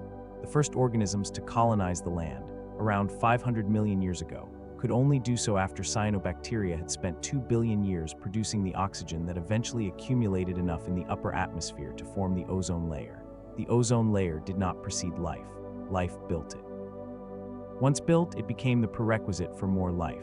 The land surface of Earth, its forests and grasslands and soils, and the extraordinary diversity of terrestrial organisms exists beneath a shield that life itself constructed. Taken together, these invisible superpowers, the atmosphere, the magnetic field, the aurora, the scattering of light, the ozone layer, constitute a system of protection and moderation so comprehensive that it is easy to take entirely for granted. But they are not guaranteed, they are not eternal. They are the product of specific conditions that Earth happens to satisfy, conditions that took billions of years to develop, and that depend on the continued functioning of the planetary interior, the continued presence of certain gases in the atmosphere, and the continued stability of the sun.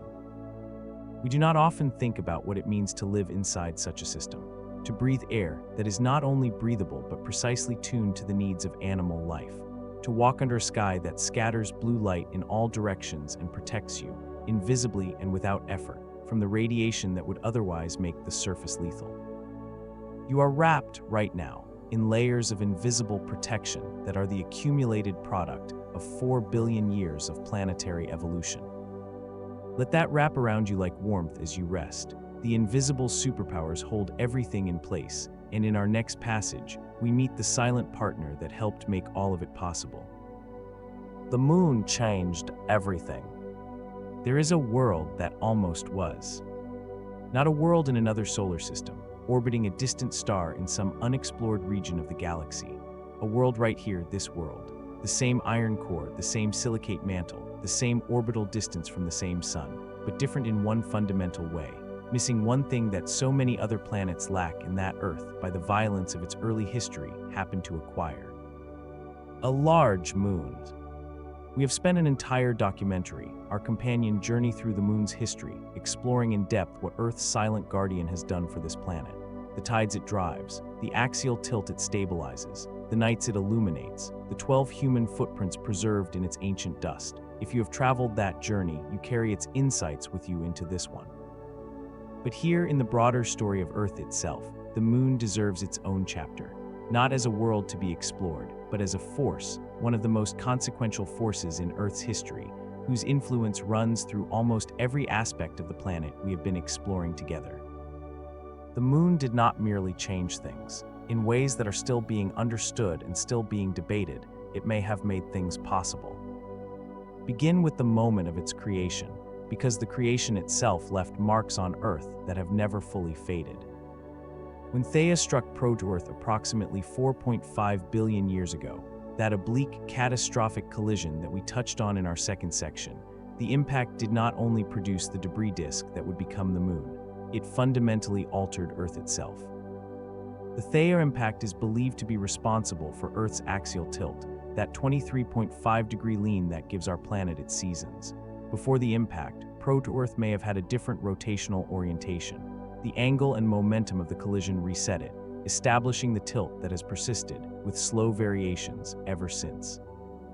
In this sense, every spring, every summer, every autumn, every winter, every season that has ever occurred on this planet is a consequence of that ancient collision. The diversity of Earth's climatic zones, from the tropics to the poles, the migration of birds and the flowering of plants and the hibernation of bears, all of it traces back to the angle at which Theia hit. The impact also dramatically increased Earth's rotation rate. The merged Earth-Theia system spun far faster than Proto-Earth had before the collision, completing a full rotation in perhaps 5 to 6 hours. And the moon, forming close to this rapidly spinning Earth, was embedded in an environment where tidal forces were enormous, transferring angular momentum between Earth and Moon in a way that has been slowly breaking Earth's rotation and pushing the Moon outward ever since.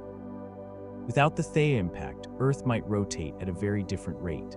Without the Moon absorbing that transferred momentum, Earth's day might still be 5 or 6 hours long, a dramatically different rhythm of light and darkness than the 24-hour cycle to which every living thing on this planet has evolved. The Moon's most profound ongoing influence on Earth is the one we explored in depth in our lunar documentary, the stabilization of Earth's axial tilt. But here, in the context of Earth's biological history, the significance of that stabilization becomes even clearer. Life on Earth did not simply emerge and exist. It evolved continuously across billions of years in response to the conditions it encountered. Every adaptation, every body plan, every biochemical pathway that exists in any living thing today is the product of billions of years of selection pressures applied to billions of generations of organisms living in specific environments. Those environments were defined in large part by climate, and climate, over geological timescales, is defined substantially by axial tilt. A planet whose axial tilt wanders chaotically, swinging between near zero and perhaps 85 degrees over millions of years, would subject its inhabitants to climate shifts so rapid and so extreme that the long-term evolutionary processes required to produce complex, intelligent life would be repeatedly disrupted. Species would be driven extinct faster than evolution could replace them with adapted successors. The accumulation of biological complexity, the slow, patient building of ecosystem upon ecosystem, each one richer and more intricate than the last, would be repeatedly erased. Earth's axial tilt has not been perfectly constant.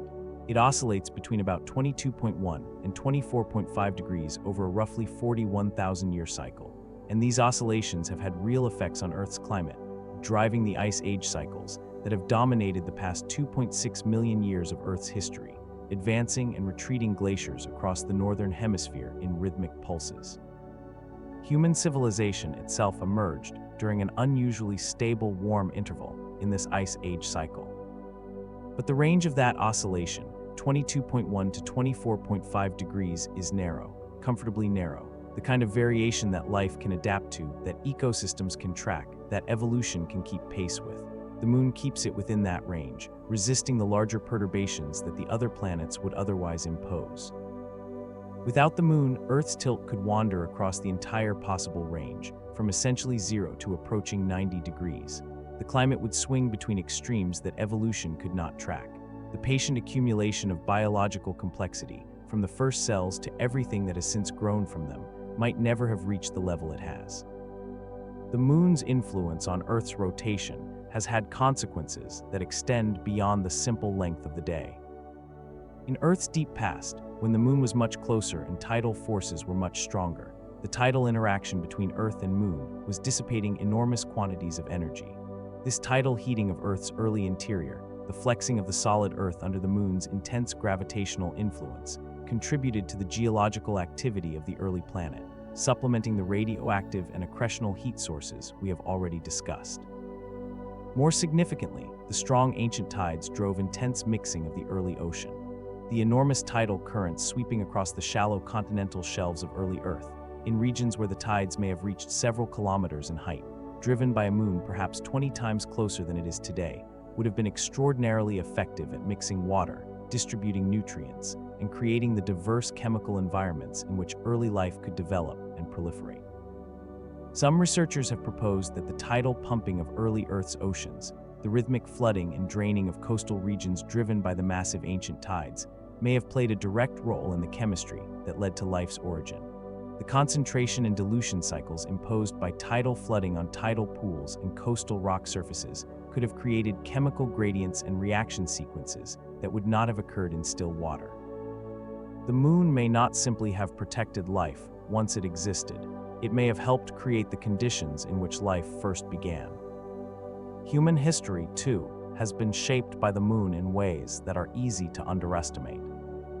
The moon provided our ancestors with a reliable, predictable light source for the night, not bright enough to read by, but sufficient to travel by, to hunt by, to find one's way across terrain that would otherwise be impenetrably dark. The advantage of moonlit nights for a species of tool-using, socially organized primates moving across an African landscape in which predators were active after dark was not trivial. The ability to move safely and effectively on nights when the full moon illuminated the landscape may have expanded the ecological range of early humans in ways that contributed to our eventual spread across the globe. The moon's phases provided our ancestors with one of the first reliable natural calendars, a cycle of approximately 29.5 days that was visible to anyone who looked up, consistent across all latitudes, and tied in observable ways to the rhythms of tides and the behavior of certain animals. The first calendars developed by human civilizations were lunar calendars. The first systematic astronomical observations recorded by human beings were of the moon's phases. The word month is derived directly from the word moon, a linguistic fossil of the time when the moon's cycle was the primary unit of time measurement for all of humanity. The month is the moon's gift to human time. And the moon is still giving.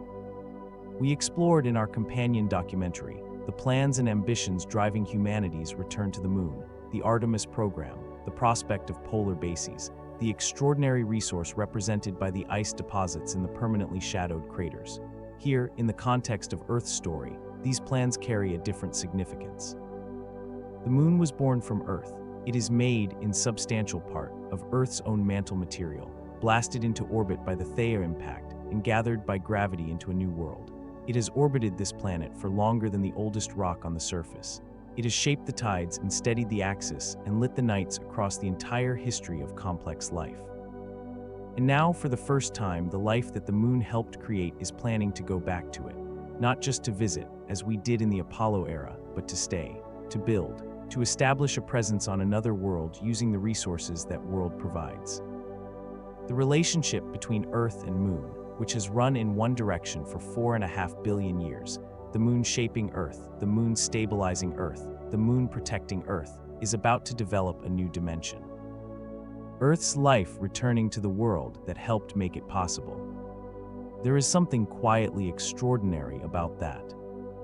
planet formed in violence, cooled to stability, populated by life that evolved under the protection of a large moon, developed intelligence, built civilization, learned to understand the gravitational mechanics that had governed its history, and then began to reach across the space that separates it from its ancient companion. The moon did not know in any conscious sense what it was doing for all those billions of years. It simply orbited. The stabilization of Earth's tilt, the driving of the tides, the lighting of ancient nights, none of it was intentional. It was physics, operating patiently across geological time. But physics, operating patiently across geological time, produced you. And you can look up at the moon tonight and know, in a way that no other creature in the history of this planet has ever known, exactly what it has done. That knowledge is its own kind of remarkable thing. Let that thought rest with you gently. The moon has been working on your behalf since before life existed, and beneath you, the planet it helped stabilize is still moving, still changing, still restless in ways we will explore next. A planet that never stops moving. Nothing about this planet is still. Not the ground beneath you, not the air above you, not the water moving somewhere in the darkness beyond whatever walls surround you right now. Not the core at the center of the earth, not the mantle flowing slowly beneath the crust, not the crust itself drifting in its patient, millimeter by millimeter journey across the surface of the planet. Even you, lying as still as you are capable of lying, are moving. The room around you is moving. The building, the city, the continent, all of it is moving, carried by the tectonic plate beneath it at a pace too slow for any human sense to detect, but real and continuous and measurable by the instruments we have placed on the surface precisely to catch this motion. Earth is a dynamic system, not in the way a weather system is dynamic, not chaotic and unpredictable on short timescales. Dynamic in a deeper, more structural sense. Every component of the planet, its interior, its surface, its atmosphere, its oceans, is in continuous motion, driven by energy sources that have been operating since the planet formed and will continue operating long after we are gone. To live on Earth is to live on a planet that has never, not for a single moment in its 4.54 billion year history, been entirely at rest. Begin with the most fundamental motion, the one that defines your experience of time more directly than any other. Earth rotates. Once every 23 hours, 56 minutes, and 4 seconds, not the 24-hour day you experience, because the 24-hour day is measured relative to the sun, which requires a tiny additional fraction of rotation to account for Earth's movement along its orbit. The rotation that defines the sidereal day, Earth's rotation relative to the distant stars, is 23 hours, 56 minutes, and 4 seconds. The extra 3 minutes and 56 seconds bring the sun back to the same position in the sky each day. This rotation is the reason the sun rises and sets, the reason there is day and night, the reason the stars appear to circle the pole, the reason the Coriolis effect deflects moving air and water to the right in the northern hemisphere and to the left in the southern, creating the great spiral patterns of hurricanes and ocean gyres that are among the most recognizable features of Earth seen from space.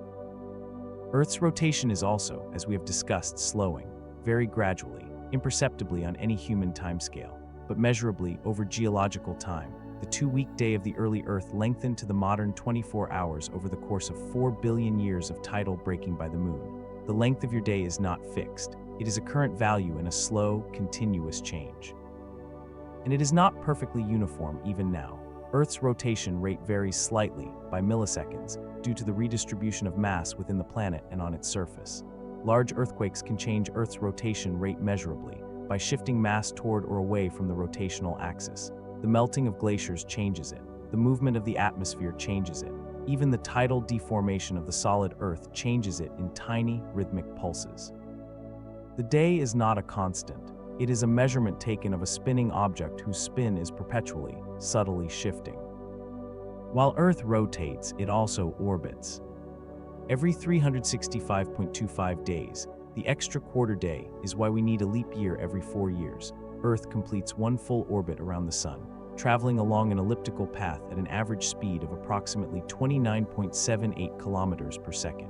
That is nearly 107,000 kilometers per hour, fast enough to cross the continental United States in about 3 minutes. You have never felt this speed. You will never feel it because you and everything around you, the air, the buildings, the oceans are all moving at the same velocity, and there is no relative motion between you to create a sensation of movement. But the motion is real, and its consequences define the fundamental rhythm of life on Earth. The orbit is not a perfect circle. Earth follows an ellipse, and it is currently slightly closer to the Sun in January, during the Northern Hemisphere's winter, than in July. The difference is approximately 5 million kilometers, or about 3.3% of the average Earth-Sun distance.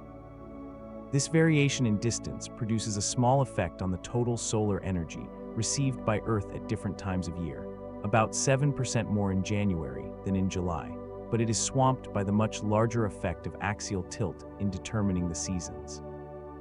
The seasons are not caused by Earth's distance from the Sun. They are caused by the tilt of Earth's axis, which determines the angle at which sunlight strikes different parts of the surface at different times of year. This is why the northern and southern hemispheres experience opposite seasons simultaneously. When the northern hemisphere tilts toward the Sun in June, the southern hemisphere tilts away, and vice versa in December. The orbit and the tilt together write the seasonal cycle, the annual rhythm of warming and cooling, growth and dormancy, that organizes the biological life of this planet more fundamentally than almost any other force. But Earth's axial tilt is not fixed, and its orbit is not perfectly stable. Over very long timescales, both very subtly but systematically, driven by the gravitational influences of the other planets, particularly Jupiter and Saturn. The study of these variations is called Milankovitch theory, after the Serbian mathematician Milutin Milanković, who calculated them in the early 20th century. 3 primary cycles have been identified. The first is the variation in the eccentricity of Earth's orbit, how elliptical it is, which cycles between more circular and more elliptical shapes over periods of approximately 100,000 and 413,000 years. When the orbit is more elliptical, the difference in solar energy received at perihelion and aphelion is larger, affecting the contrast between seasons. The second is the variation in Earth's axial tilt, the obliquity, which oscillates between approximately 22.1 and 24.5 degrees over a period of roughly 41,000 years. Higher tilt means stronger seasonal contrasts, hotter summers and colder winters at higher latitudes. The third is the precession of Earth's rotational axis, a slow wobble, like the wobble of a spinning top as it winds down, that causes the axis to trace a circle in space over a period of approximately 26,000 years. Precession changes which hemisphere points toward the Sun at which point in the orbit, affecting which hemisphere receives stronger solar heating during summer. Together, these 3 cycles interact to produce subtle but cumulative changes in the distribution of solar energy across Earth's surface and through the year.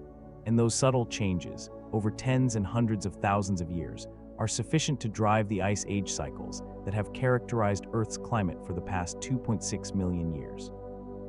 The advance and retreat of the great ice sheets, events that shaped the landscapes of the northern hemisphere, carved the Great Lakes, deposited the boulders that dot the New England countryside, and drove the migration of human ancestors across continents, were ultimately driven by tiny variations in Earth's orbit and tilt, playing out over tens of thousands of years.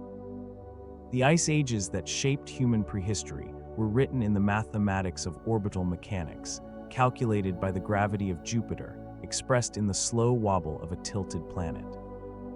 Below the surface, the movement continues.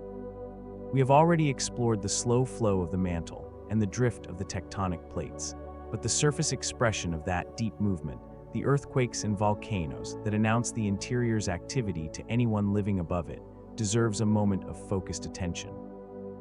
Approximately 500,000 earthquakes occur on Earth every year. Most are too small to be felt by humans, detectable only by sensitive seismographs placed strategically around the globe. Perhaps 100,000 are large enough to be felt by people near the epicenter. Several thousand cause some degree of damage, and a handful in any given decade are large enough to reshape landscapes, generate tsunamis, and alter the lives of millions of people. The largest earthquakes release energy comparable to thousands of nuclear weapons. The 2004 Indian Ocean earthquake, which triggered the devastating tsunami that killed approximately 230,000 people across 14 countries, was powerful enough to measurably change the shape of Earth, shifting mass toward the planet's axis and shortening the day by a fraction of a microsecond. The 2011 Tohoku earthquake in Japan, shifted the main island of Honshu approximately 2.4 meters to the east and similarly affected Earth's rotation. Earthquakes do not merely shake the ground, they rearrange the planet. Volcanoes are the other great surface expression of Earth's internal motion. There are approximately 1,500 potentially active volcanoes on Earth's surface, not counting the enormous number of active submarine volcanoes along the mid-ocean ridges where new oceanic crust is continuously being created. On average, between 50 and 70 volcanoes are in some state of eruption at any given time. The planet is constantly outgassing, releasing material from its interior through volcanic vents, a process that has been running continuously since the Hadean. This ongoing outgassing is not merely destructive. It is, on geological timescales, essential. Volcanic activity releases carbon dioxide into the atmosphere, contributing to the greenhouse effect that keeps Earth's surface warm enough for liquid water. It releases water vapor that eventually becomes part of the hydrological cycle.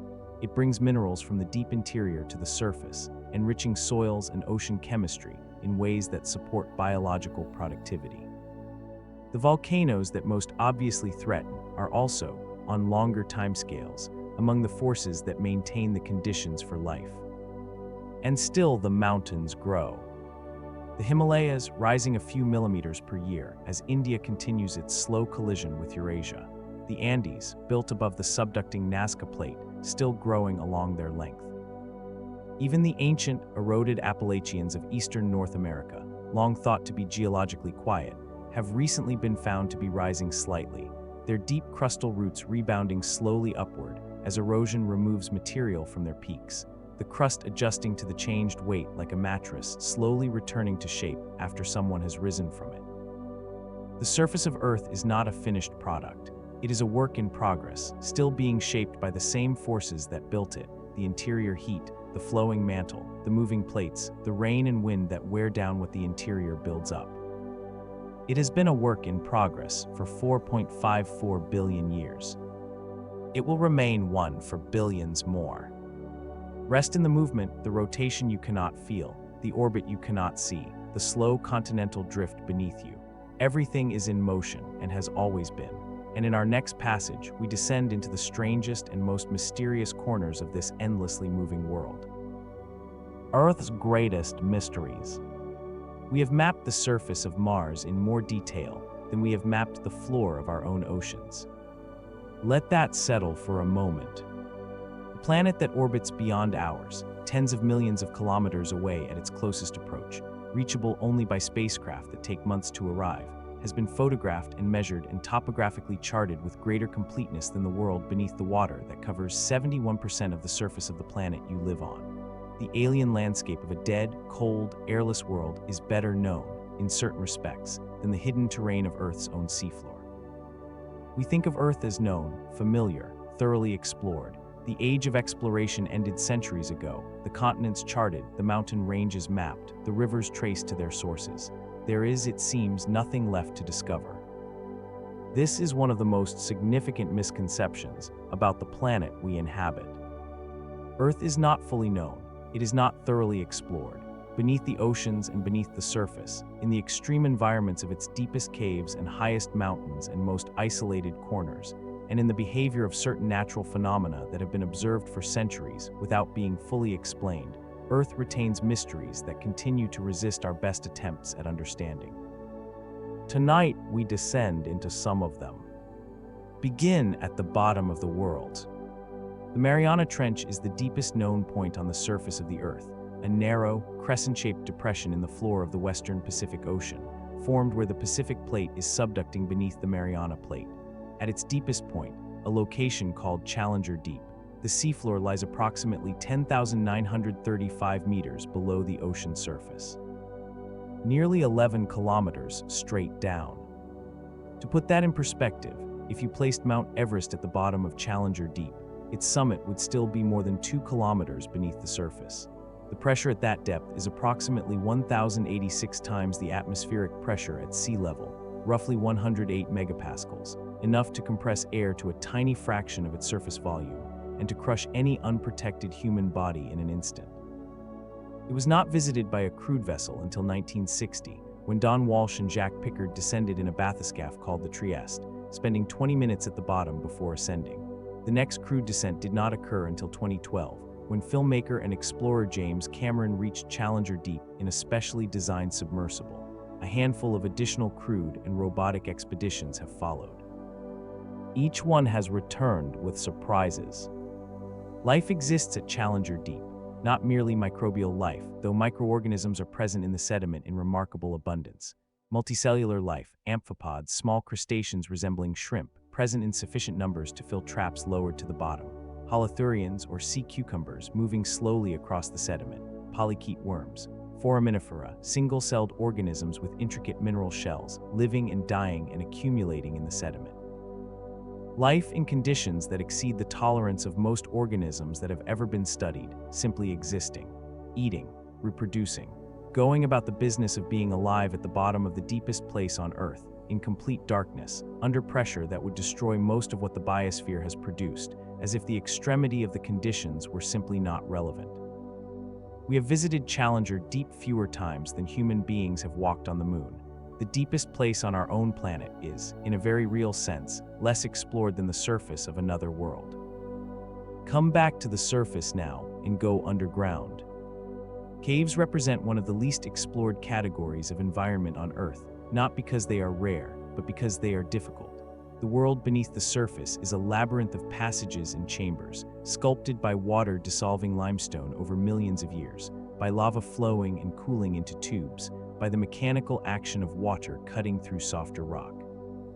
Hundreds of millions of cubic meters of subterranean space exist in caves around the world that have never been entered by a human being. The deepest known cave on Earth is Vyrovkina Cave in the Caucasus Mountains of Georgia, a system of vertical shafts and passages that descends to a confirmed depth of 2,212 meters below the surface. Reaching the bottom requires days of technical climbing and rope work, camping underground in conditions of near-constant cold and darkness, navigating passages that have challenged the most experienced cave explorers in the world. And even Vyrovkina may not be the deepest. The limiting factor in cave exploration is not the availability of deeper passages. Many cave systems show geological potential for significantly greater depth, but the physical accessibility of those passages to human explorers. Passages become too narrow, too flooded, too vertical, too cold for human penetration long before the rock above has run out of depth to offer. What lives in caves is among the most extraordinary and least known biology on Earth. Troglobites, organisms adapted to life in complete, permanent darkness, have evolved in cave systems around the world into forms that seem almost like creatures from another planet. Cave fish with no eyes, their optical structures entirely regressed over thousands of generations of evolution in darkness, where eyes provide no advantage. Cave salamanders translucent enough that their internal organs are visible through their skin. Spiders and beetles and millipedes, whose ancestors entered caves millions of years ago and were gradually shaped by natural selection into forms entirely unlike their surface relatives. In certain cave systems, the Muval Cave in Romania, discovered only in 1986 and sealed from the surface for perhaps 5 million years, entire ecosystems exist that are completely independent of sunlight. The base of the food chain is not photosynthesis but chemosynthesis, microorganisms deriving energy from chemical reactions involving sulfur compounds, supporting a web of invertebrate life that has been evolving in complete isolation for millions of years. A biosphere within the biosphere, a world within a world, sealed in darkness, unknown until a drilling operation accidentally punctured its ceiling in the late 20th century. In the Naka mine in Chihuahua, Mexico, workers drilling deeper into a lead and silver mine in the year 2000 broke through a wall and found themselves looking into a chamber that stopped them completely. The Cave of Crystals.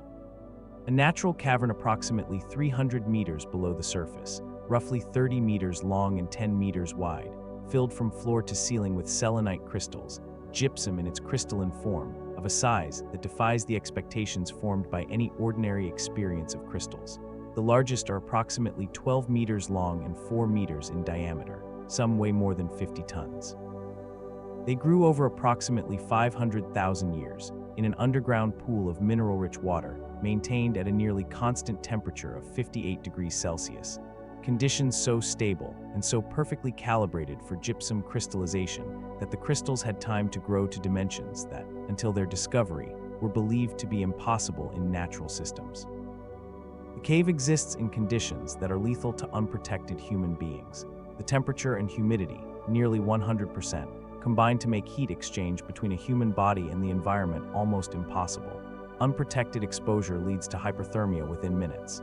Researchers studying the cave must wear specially cooled suits and carry ice-filled breathing systems just to spend brief periods inside. The most spectacular crystal cave on Earth is accessible to human beings only with life support equipment, inside a mine, beneath a desert, at temperatures that kill.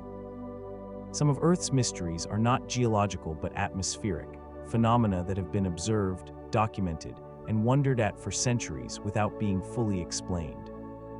Ball lightning is perhaps the most famous of these. Reports of ball lightning, luminous spherical objects ranging in size from a marble to a beach ball, typically appearing during or after thunderstorms, moving in ways inconsistent with ordinary lightning, sometimes passing through closed windows or walls, lasting from seconds to minutes before disappearing with or without a loud report, have been accumulating in scientific and historical literature for hundreds of years. Thousands of independent eyewitness accounts, from observers with no connection to each other, across dozens of countries and spanning centuries, describe essentially the same phenomenon. And yet ball lightning has never been reproducibly captured on scientific instruments in a controlled setting. It has never been induced in a laboratory.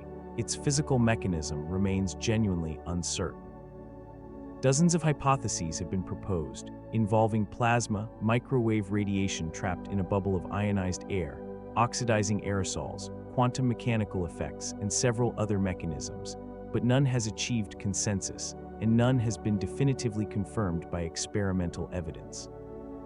One of the most common meteorological phenomena in human experience, something seen by hundreds of thousands of people, described consistently across cultures and centuries, remains, at the level of physical mechanism, genuinely unexplained. Science is comfortable with this. Unknown does not mean unknowable. It means the question is still open, the data is still being gathered, and the answer is waiting to be found. In the Death Valley region of California, on a dry lakebed called the Racetrack Playa, rocks move. Not metaphorically, not as a result of any obvious external force. Heavy rocks, some weighing hundreds of kilograms, leave long, clearly visible trails in the dried mud of the playa's surface, demonstrating that they have moved, sometimes in straight lines, sometimes in curves, sometimes in nearly perfect circles, over periods ranging from months to years. The phenomenon was documented and puzzled over for decades before a team of researchers, equipped with weather stations, GPS units attached to rocks, and time-lapse cameras, finally observed the rocks moving directly in 2013 and 2014. The mechanism turned out to be a combination of rare conditions specific to Death Valley. Winter rains create a shallow lake on the playa surface. Overnight temperatures freeze this shallow lake into a thin sheet of ice. When the ice begins to melt in the morning sun, it breaks into large panels. Wind then pushes these ice panels, which push the rocks embedded in them, across the slick, water-lubricated mud beneath. The rocks move at walking pace or slower, leaving their trails in the softened surface. A mystery that defied explanation for almost a century turned out to require ice, water, wind, and mud in a specific sequence. Conditions so rarely aligned that no one happened to be watching with the right equipment at the right time, until the GPS era made continuous monitoring practical. The answer when it came was elegant, and entirely mundane in its components, which is perhaps the most satisfying kind of scientific explanation, the one that reveals that the strange and inexplicable arises, ultimately from the ordinary, combined in ways that no one had thought to look for. These mysteries, the unexplored ocean floor, the unknown depths of cave systems, the isolated ecosystems in sealed chambers, the impossibly large crystals, the century-long puzzle of moving rocks, are reminders of something important. We live on a planet that we do not fully know. Not in the sense that great continents remain unmapped or major features of the surface are unknown, but in the deeper sense that the world contains hidden spaces, extreme environments, natural phenomena, and biological communities that lie beyond our current exploration and our current understanding. Every era of human history has assumed that the great discoveries were behind it, that the important questions had been answered, the significant places found, the fundamental principles established. Every era has been wrong. Rest in the mystery. The deepest trenches and the darkest caves and the strangest phenomena are all waiting, patient in the darkness, for the questions that will eventually find them. And in our next passage, we turn from Earth's hidden present to its extraordinary future. The future of Earth. Every story has an ending. Not every story announces its ending clearly, or arrives at it quickly, or resolves in a way that feels proportionate to everything that came before. Some endings are sudden. Some are so gradual as to be almost imperceptible, a fading rather than a conclusion, a slow dimming of something that was once brilliant and full and alive with complexity. Earth's ending will be the second kind. Not a sudden catastrophe, not a single dramatic event that arrives without warning and closes the chapter in an instant. Something slower and more patient than that, a series of changes, each one enormous by any human measure but gentle by planetary standards, playing out across timescales that make the entire history of complex life on Earth seem brief by comparison.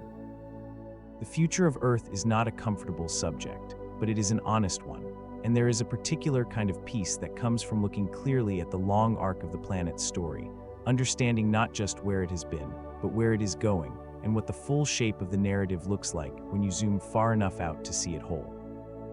Come with me into deep time, one last time.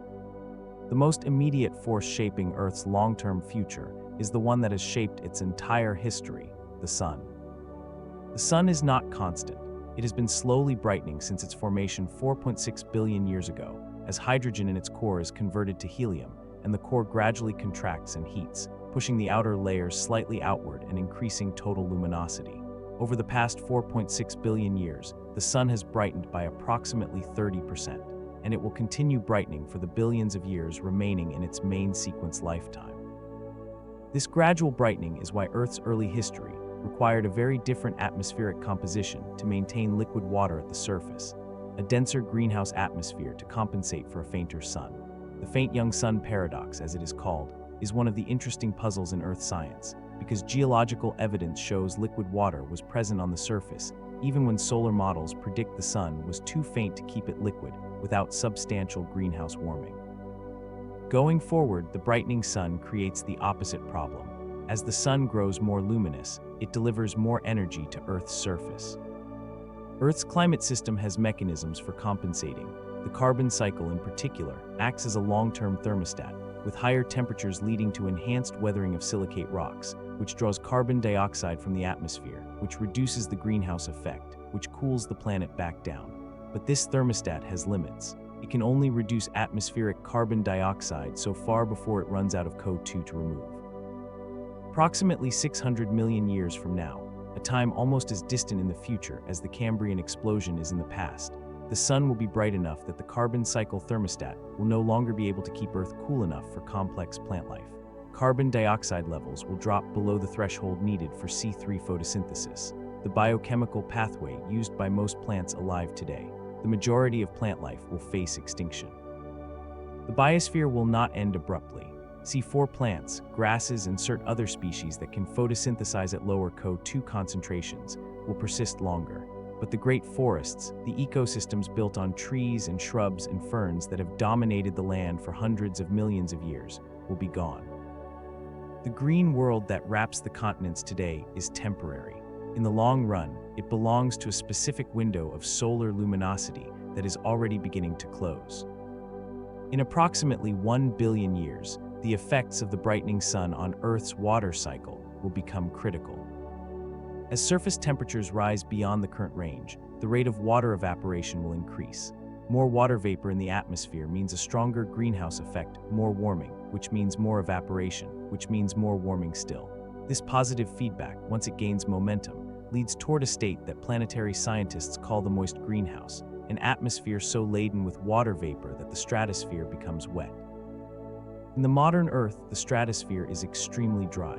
Water vapor is efficiently removed from the atmosphere by condensation before it can rise that high. This dryness is protective. It prevents ultraviolet radiation from dissociating water in the upper atmosphere, and allowing the hydrogen to escape to space. In the moist greenhouse state, water vapor reaches the stratosphere in significant quantities. Ultraviolet radiation breaks it apart. Hydrogen escapes, and Earth's oceans begin very slowly to be lost, not all at once, not in any sudden flood or evaporation, but molecule by molecule, hydrogen atom by hydrogen atom, stolen by the sun's ultraviolet radiation and carried away on the solar wind. Over hundreds of millions of years, the oceans thin, the surface grows drier. The vast blue expanse that has covered most of Earth's surface for 4 billion years retreats slowly toward the poles, toward the deep ocean basins, toward whatever cooling exists in whatever remains of Earth's climate system.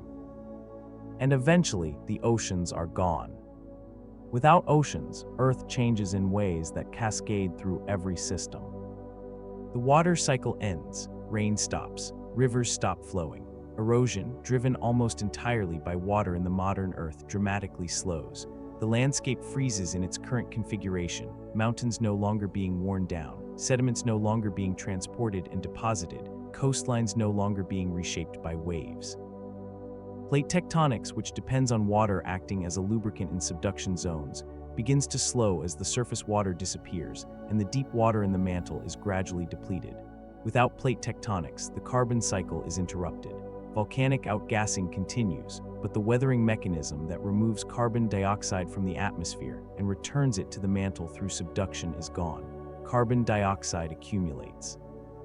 The greenhouse effect intensifies. Temperatures at the surface rise further, potentially to hundreds of degrees Celsius, hot enough to melt lead, hot enough to bake the remaining surface minerals into forms not seen since the Hadean.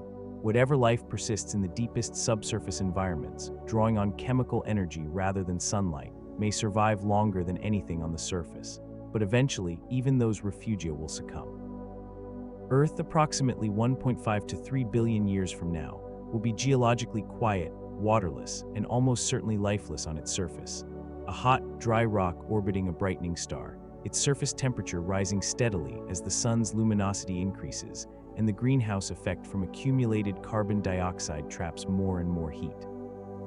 It will look, in some respects, not unlike Venus looks today, a nearby reminder of what happens to a planet that loses the battle with its stars' increasing luminosity. In approximately 5 billion years, the sun's hydrogen fuel in its core will be exhausted. The core will begin to contract under gravity, heating as it does, while hydrogen continues to fuse in a shell surrounding the core. The energy output will increase dramatically. The outer layers of the sun will expand slowly at first, then more rapidly, as the sun enters its red giant phase. Over the course of perhaps a billion years, the sun will swell from its current size to somewhere between 100 and 200 times its present diameter. Its surface, cooling as it expands, will shift from yellow-white to deep orange red. The inner planets, Mercury almost immediately, Venus shortly after, will be engulfed by the expanding stellar atmosphere, their orbits lying inside the bloated sun's outer layers. Earth's fate is uncertain in detail, but grim in general. Even if Earth's orbit expands slightly as the sun loses mass, a process that pushes orbiting bodies outward, the increased luminosity of the red giant sun will subject Earth's surface to temperatures far beyond anything in its previous history. Whatever remains on the surface will be melted, vaporized, stripped away by the intense stellar wind. The crust will be scoured, the mantle may be partially ablated. The thin shell of differentiated rock that formed 4.5 billion years ago, that has hosted the entirety of Earth's biological history, that has been shaped and reshaped by geology and life across billions of years, will be destroyed. After the red giant phase, the sun will expel its outer layers as a planetary nebula, a shell of expanding gas lit by the hot core left behind. The core itself, no longer fusing, will cool slowly over billions of years as a white dwarf, a dense, hot remnant the size of Earth, composed primarily of carbon and oxygen, radiating the last of its heat into the cold of space. Whether anything remains of Earth at that point, whether the planet's core survived the red giant phase, orbiting the white dwarf in a changed but recognizable form, is a matter of current scientific debate. Some models suggest Earth will be consumed. Others suggest it will survive in an altered state, airless and scorched, orbiting a dying star. But here is the thing about all of this. It is so far away. 1 billion years, 5 billion years. numbers so large that they contain the entire future of complex life on Earth several times over, that they exceed by enormous margins the time that has elapsed since the first animal appeared in the Cambrian Ocean, that they make the entire span of human existence, every civilization, every language, every work of art and science and human meaning, seem not just brief but momentary. We have, if the Earth's history is any guide, somewhere between 500 million and 1 billion years of reasonable biological habitability remaining on the surface of this planet. That is not a short time. It is longer than the entire history of complex animal life. It is longer than the time between the Cambrian explosion and today. The future is vast.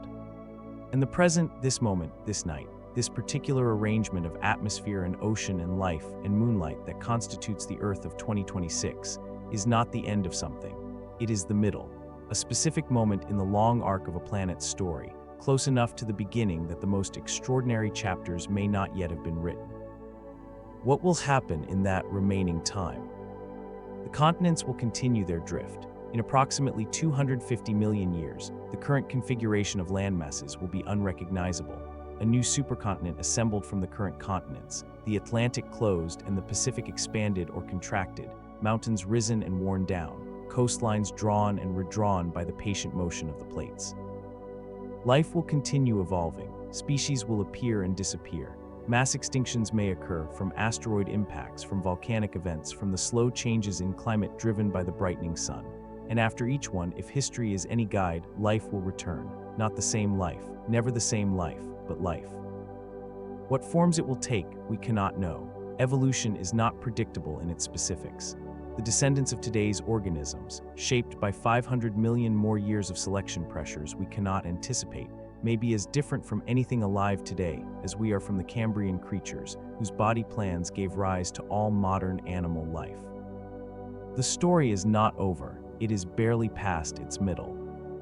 Rest in that long perspective. The future is as deep as the past, and the planet that made you is still writing its story. In our final passage, we step back to the widest view of all and ask what it means that this particular world exists and that we are here to know it. Why Earth is the most extraordinary planet we know. Step back. Not just from the room you are in, or the city around you, or the continent beneath you. Step back from everything. From the tectonic plates drifting slowly beneath the crust and the liquid iron churning in the outer core, and the ancient craters preserved in the lunar dust, and the great mass extinctions that shaped the creatures alive on Earth tonight. Step back from all of it until the entire story we have traveled together, the fire of formation, the arrival of oceans, the first cell, the snowball Earths, the impact that ended the dinosaurs, the blue sky in the magnetic field and the moon keeping quiet watch overhead, until all of it fits into a single frame. And look at it. Just look at what is here. In a universe that is, as far as we can measure, approximately 93 billion light-years across in its observable extent, a volume containing at minimum 2 trillion galaxies, each galaxy containing somewhere between tens of billions and hundreds of billions of stars. Each star potentially hosting planets, somewhere in all of that, around a thoroughly ordinary middle-aged star in the outer spiral arm of a thoroughly ordinary galaxy, a small rocky planet formed from the debris of earlier stellar generations. It was the right size, the right distance from its star. It formed at the right time in the universe's history, after enough stellar generations had lived and died to seed the galaxy with the heavy elements a rocky planet requires. It acquired, through a collision of staggering violence, a large moon that stabilized its axis and drove its tides. It retained enough internal heat to sustain plate tectonics and a magnetic field. It accumulated water from the outer solar system. It developed a chemically active atmosphere, and in its oceans, in conditions still not fully understood, the chemistry of its ancient waters crossed a threshold that no other chemistry in the known universe, as far as we know, has crossed. It became alive. The word extraordinary is used casually, and it has suffered for that casualness. We call sunsets extraordinary and coincidences extraordinary, and the performances of athletes and musicians extraordinary, and through this constant use, the word has been softened, domesticated, reduced to a synonym for impressive or surprising. Here, in the context of Earth, the word needs to recover its full original weight. Extra beyond, ordinary, the usual order of things, beyond the usual order of things. Among the billions of planets now confirmed or suspected in the universe, how many have complex multicellular life? We do not know. We have found no evidence of any. This does not mean none exist. The universe is enormous and our search is in its earliest stages. But we have looked with increasingly sensitive instruments at an increasing number of worlds. We have found planets in habitable zones. We have found water on other bodies. We have found organic chemistry in interstellar space and in meteorites and on the surface of comets. What we have not found anywhere except here is a living world.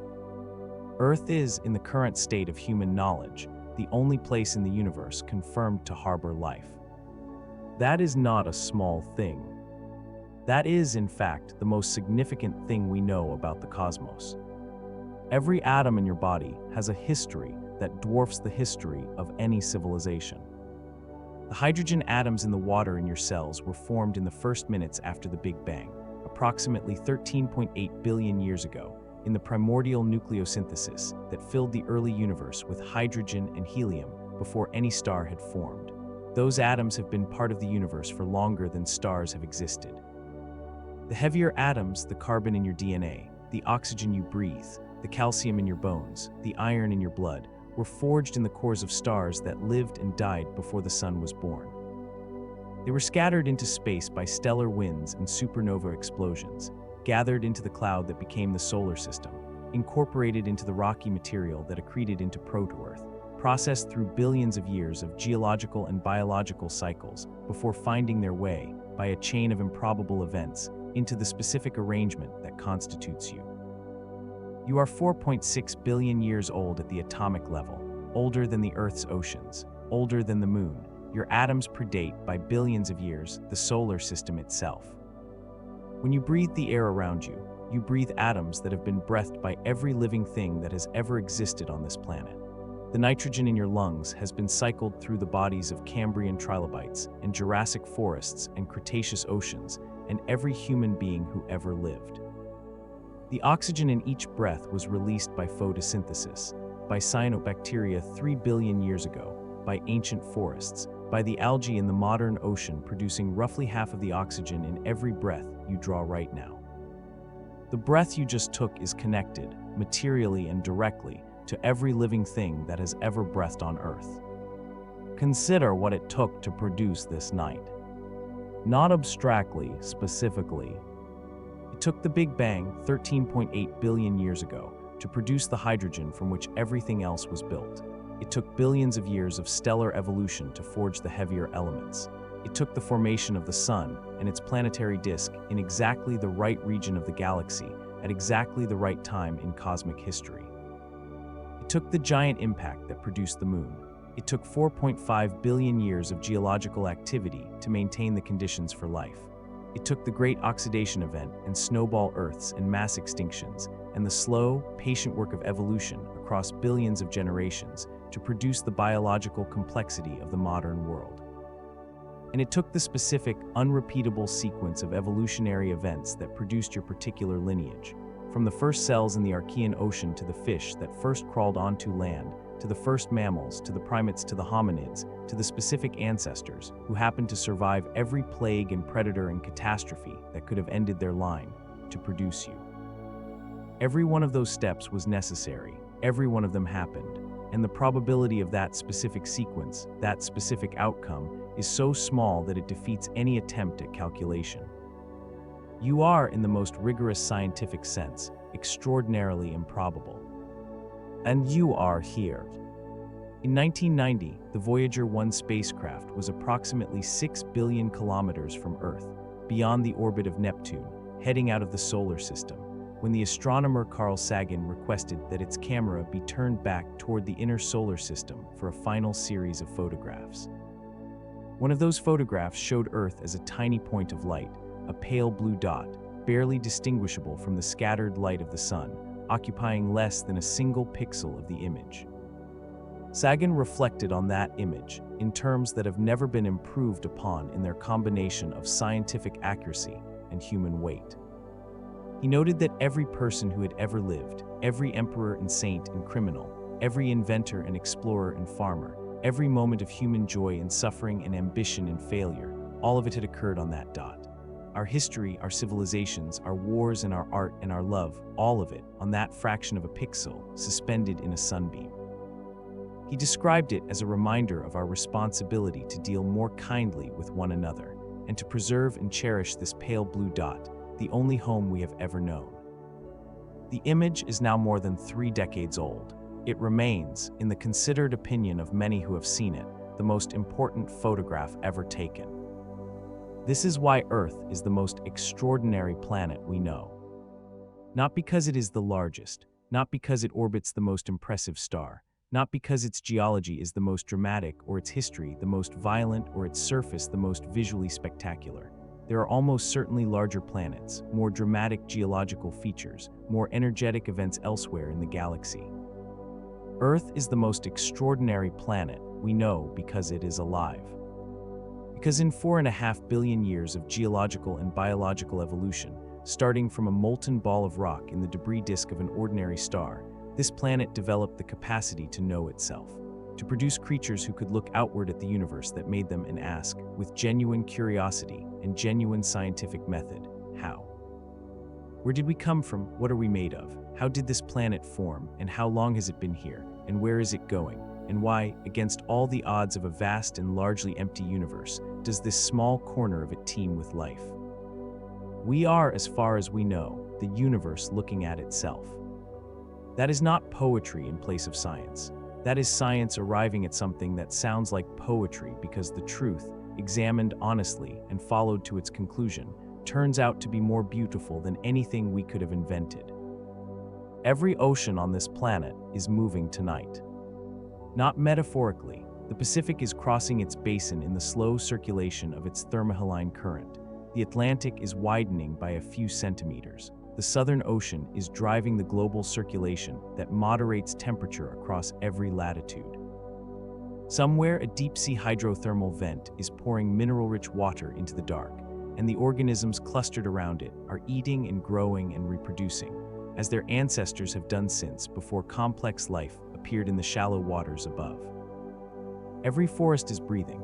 Every tree in every forest is exchanging carbon dioxide for oxygen through photosynthesis during the day, the accumulated result being an atmospheric composition that has no analog anywhere else in the solar system, an atmosphere so chemically out of equilibrium, so obviously the product of biological activity, that any sufficiently sensitive instrument pointed at Earth from space would immediately identify it as a living world.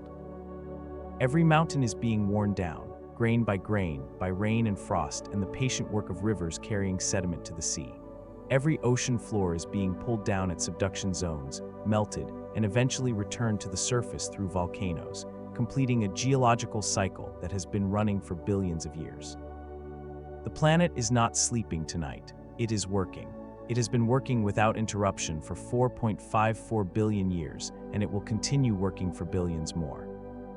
And on its surface, on the thin shell of rock that separates the churning interior from the protective atmosphere, living things are going about the business of being alive, as they have been, without interruption, since the first cell divided in the ancient ocean of the Archean. You are one of them. So here, at the end of our journey, is the most important fact about Earth.